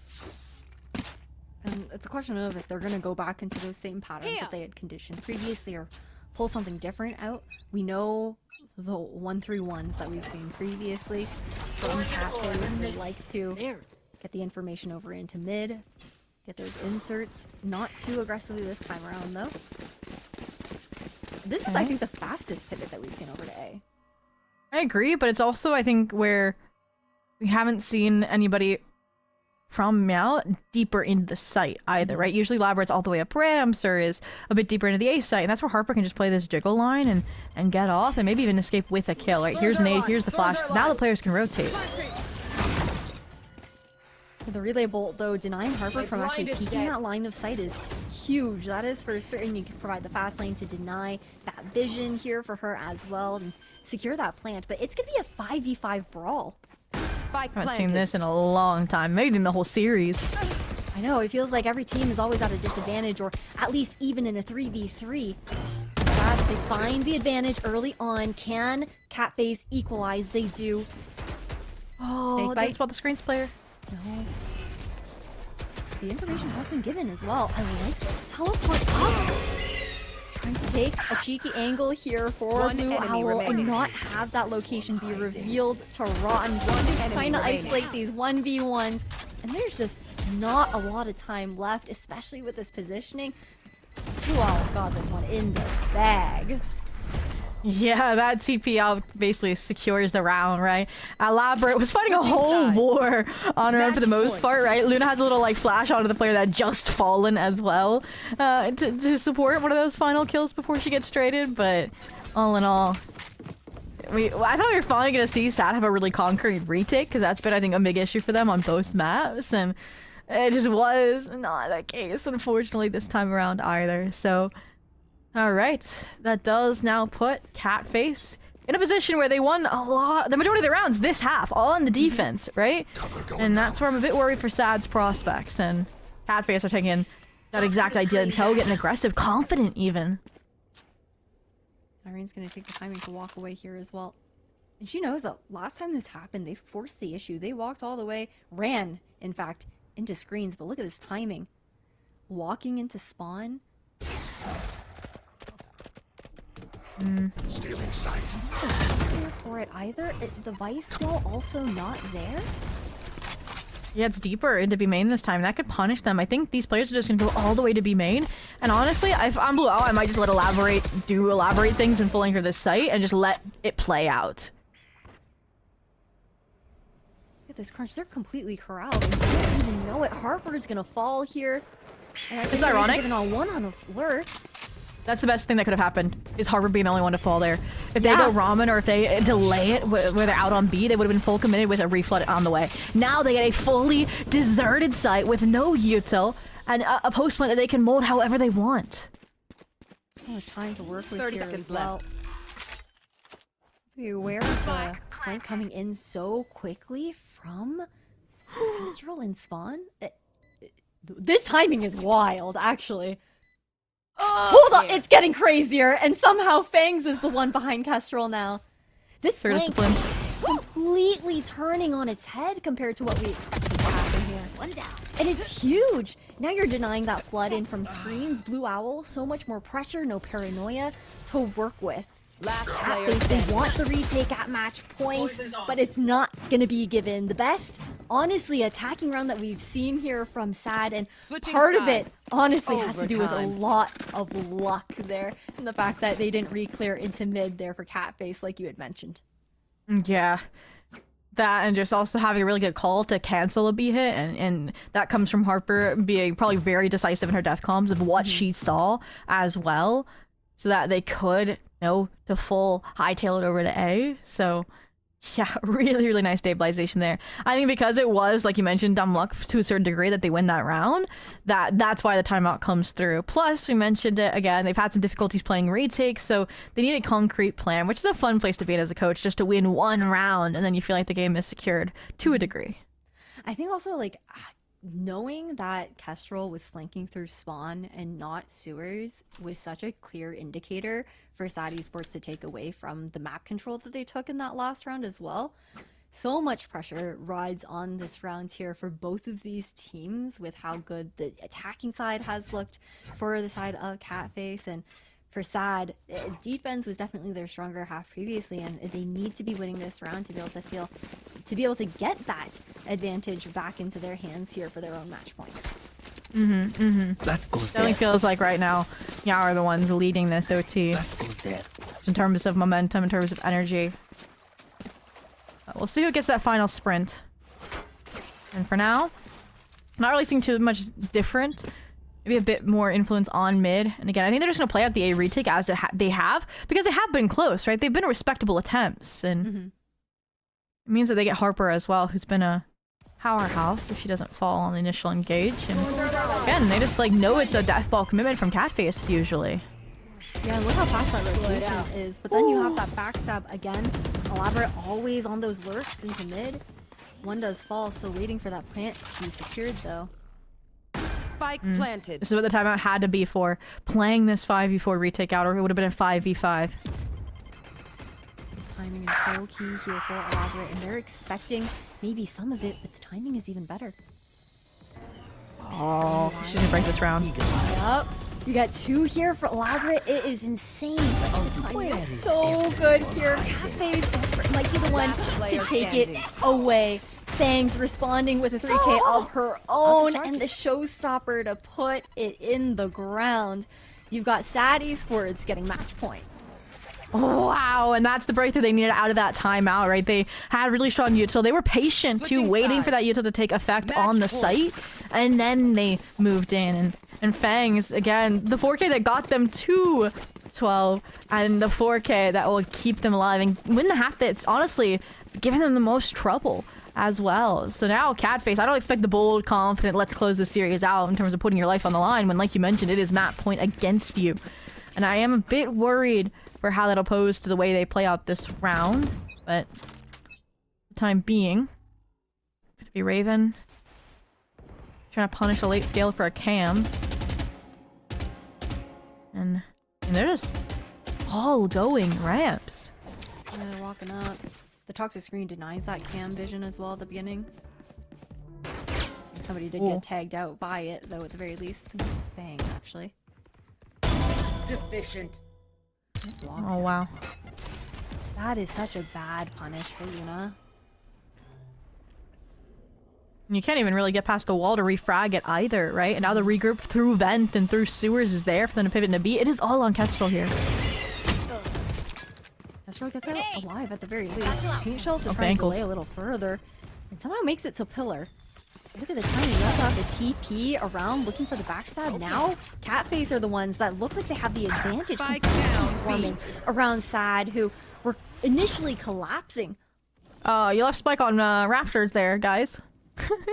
This is getting awkwarder by the second. Last player standing. I like paranoia hits. It's perfect. Willow trying to do the most as well, but it somehow just turns into the like Switching the sides. reaction from Catface to Overtime. completely swarm these members was so good. Especially, I think the timing from Blue Owl to actually look to take that shrouded step over the vice wall was the big piece in being able to get that timing in mid. I think what also is a key piece to me as well that could have completely slipped around is why is Fang scaling out to be heaven alone, right? It's Kestrel alone on pillar, and if I don't think there was much util to keep them out of heaven. I think they were just worried about that backstab because of that mid presence you mentioned from Blue Owl, and that is what's crazy to me. If they all just focus on the site, it would have been a very different round. Well, let's see if those adjustments can be made now. Again, another round of overtime, guys. And Fangs is just going to continue to put this One to bed. enemy remaining. Has been such a hero for Sad in these pivotal final rounds of this map and continues to do the most, honestly. Yeah. Sad of consistently, like they'll set the tone, the pace for a few rounds, and then they jar it up and change it. And Catface are always caught off guard by it. This round, no exception. They normally get out into A pretty easily, and you know Sad's playing a retake, not this time. Just trying to walk down, find everyone, expecting the swing to come through. Has the showstopper here, but Rotten getting ahead of it. Sad Esports, the map and series point here once again in their back pocket. I'm a full believer that your chances rise astronomically of surviving a raised rocket by pushing the person, like W keying at them, and that's exactly what Rotten does. It might look stupid sometimes, but still. And all in all, yeah, I mean, there's a world where Kestrel wins that if that showstopper goes off, right? The 1v1, the players on site, you would get the spike plant, and could even maybe even pivot B. I think there was enough time. And yeah, now it's like Catface. I'm surprised they didn't use their OT timeout, you know? Maybe feeling just very comfortable and confident with their call. Really feeling like they need to expend it. Wanting to keep the heat and the momentum going for themselves instead. Granted, I think also on defense, it's been the best half for them, right? So perhaps wanting to save that if they do see another attacking round going up. We'll see. I do like the hold here, right? Again, Irene's also been a player that's really trying to front scale, disrespect the trips without breaking them. Here, when you have 3 players on it, you'll know exactly when she's there and could ideally get the kill, at least in chip damage is found. But we've seen Elaborate full anchor this, and we've seen how fast Raven can get back over here. Will it happen again? Oh no. Oh, the flash is perfect, but they don't ever clear the corner. It doesn't matter, so Aladdin's gonna take them all down regardless. A crossfire here from Blue Owl. How does that even happen again. at that point? Like, nobody checked. You have the flash that goes out. You're so distracted 30 by the seconds omen. left. I think Fangs was flashed, so it's like it's literally just luck about what angle Fangs came out of the flash as well, because they both were blinded. So now it's Irene, location spotted, 1v4. It's just gonna be a firing squad staring you down since they have Spike and you don't have time. That's a heartbreaking round there for Sad. Elaborate, again, that anchor player here on the site, just minor Switching mistakes on the sides. side of Overtime. Catface as well. Very unlucky when it came down to... Or sorry, on the side of Sad as well. Very unlucky with how that ended up working out there on the attack. And you didn't have anyone who was like fast enough to close that gap afterwards either to try and make up for it aside from the shrouded step in from below. Yeah. I'm out of here. Wow. This is interesting, naturally, to see Sad still going for a very similar setup to what Catface just did, of more aggressive hold of A. Right? You know that Catface like to death ball into this site, and that fight can go really well or really poorly. But this time, it's a fake out fight from Catface, and that will at least get the nade out as a response. But they're soon going to realize, wait, there's nobody else behind it. And Irene should have heard those rotations through response. They know exactly what's happening here. Ooh, the trip placement was definitely a hurt, though. She's gonna take the opportunity before they scale too far into garage. Gonna catch out Blue Owl. Will there be another player? Snakebite thrown, trying to divvy them up. Expects the one on the right, and again, another huge round there. That positioning that you shouted out, Zobi, was massive here for Irene. Switching sides. Yeah, and I think it was also a happy accident that she was there, right? I think she thought they were full committing into A and was getting ready for like a flank play or something, right? And that's why she's there when they start rotating back through, right? So it's funny that kind of Catface actually set that up against themselves from the get-go. So next half, maybe want to see some more defaulting from them instead of these stark deathball approaches. They're getting like closer syndrome. They're like, let's just end this kind of vibe. And right now it could end, but it would be in Sad's favor being up the 1 round in overtime yet again. We talked about how in the early stage of this overtime, MEOW had the control. Now it feels like Sad does and Catface are slipping. We've seen, I think, better adaptation since OT has hit from SAD Esports, GC. Oh, We've they're seen pretty the out in the risk. open. We've seen the risk of this pick before, and we've seen Luna also get punished on the angle. Oh. Double control alert A side. The trips are down again, but jumpable. And you're swinging hard and committing into that elaborate. What? A little bit of info. I think Elaborate was about to hop into screens and then was like, wait a second. There might be a person here watching me. I like it. Silent regroup. But now Harper's been taken down. It means that once again, Cafe should have the answers to now full stop rotate now that Elaborate's made contact. And this is Elaborate anchoring a site we're talking about here too. And we've forgotten that Elaborate is anchoring the site that we're here on as well. Unfortunately, there's still a kill trip on top of that. And Elaborate's just in the smokes. She's in the walls. It's so difficult to deal with her. 30 seconds left. Down to Spike one down player in Irene, and that is somebody who's difficult to kill, but not impossible. Blue Owl, take us to another round of OT. Switching sides. Something impossible might be Overtime. that this game never ends. Not joking. 32 rounds already. Guaranteed 34. And it's been, I mean, like, it's so back and forth because it has to be. It's just like, I like I'm how trying it to think. started with, Yeah, go yes, for it. attack is working now, but now defense is working again. Oh, yeah. And I don't know. It's because I think Catface got too repetitive in their attack side for sure. That's how SAD was able to overcome it. But Yeah, they read into Cat- the conditioning really well. yeah. And then the one round where they like did a really nice fake out, it's like Irene's in mid. It's just like unfortunate. No. They are again focusing on every single avenue this time for Catface, right? They know it. Like, no Irene walked down mid. We're gonna clear with the dog, right? No explosive entry into A. We're gonna leave Elaborate. The only gap is B main, and now Blue Owl's filled that too. Toxin screen down. So slow in this approach here from Catface. Toxins going up. I like this walk. Toxin screen Irene's not down. even gonna look to fight it. Wants to play a little bit safer, and they actually want to pivot, knowing that she might be giving up the angle. Still has to push through that poison orb though, and that halts it. Of Catface, Luna on top of the box. It doesn't even matter. Crazy angle was perfect because she knew she had her orb to play around with and just couldn't. Was prevented. Now, I mean, I think this is Willow just fully sacrificing her life to bait for Rotten. We need a Rotten multi-kill. The multi-kill queen here, right? Falling off, trying to play with the rest of the team. Has the trailblazer for that left. information. Should have seen the player on rafters. Cross. They fight. One enemy remaining. Straight into the cage there. Catface.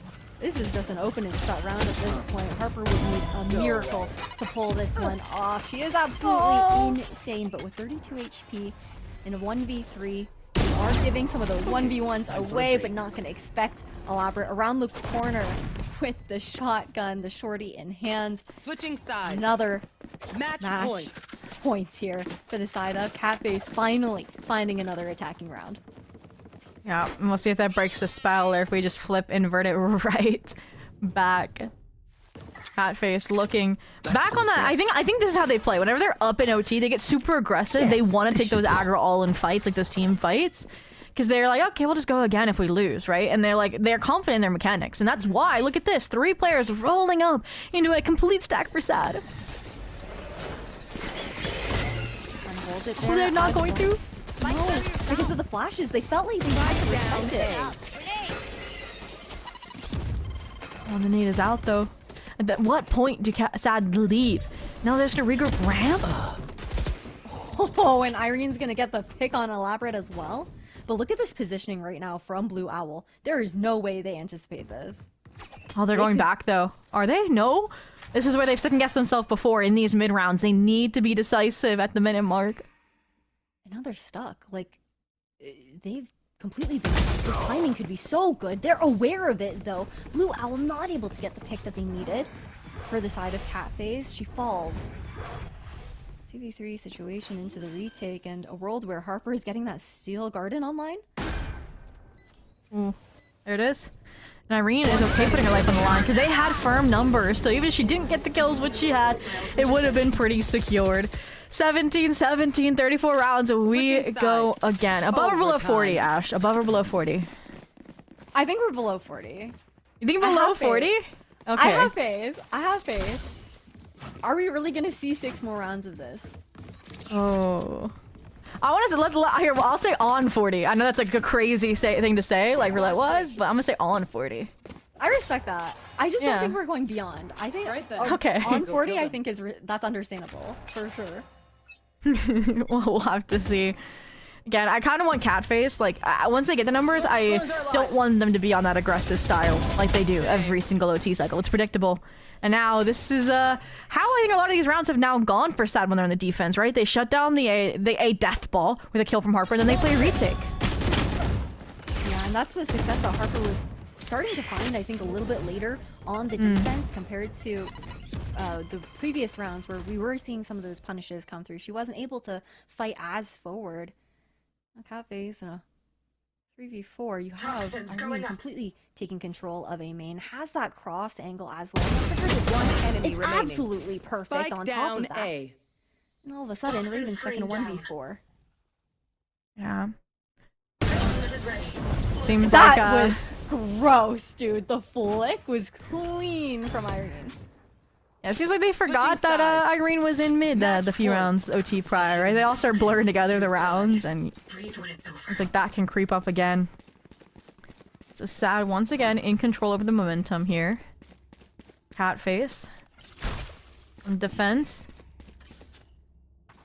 Have the Stagers duo paired up once again of Raven and Elaborate. Love to see it. But you mentioned previously how we wanted to see them address the mid fights and the mid holds a bit better, other than just Lunafox holding it, and we're back to that.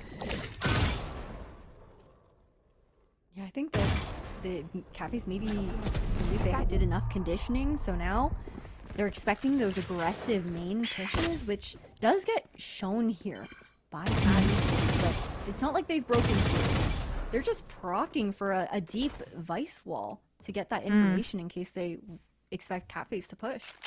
I like it, right? Because Harper's been punished there before, so helping her get it in position.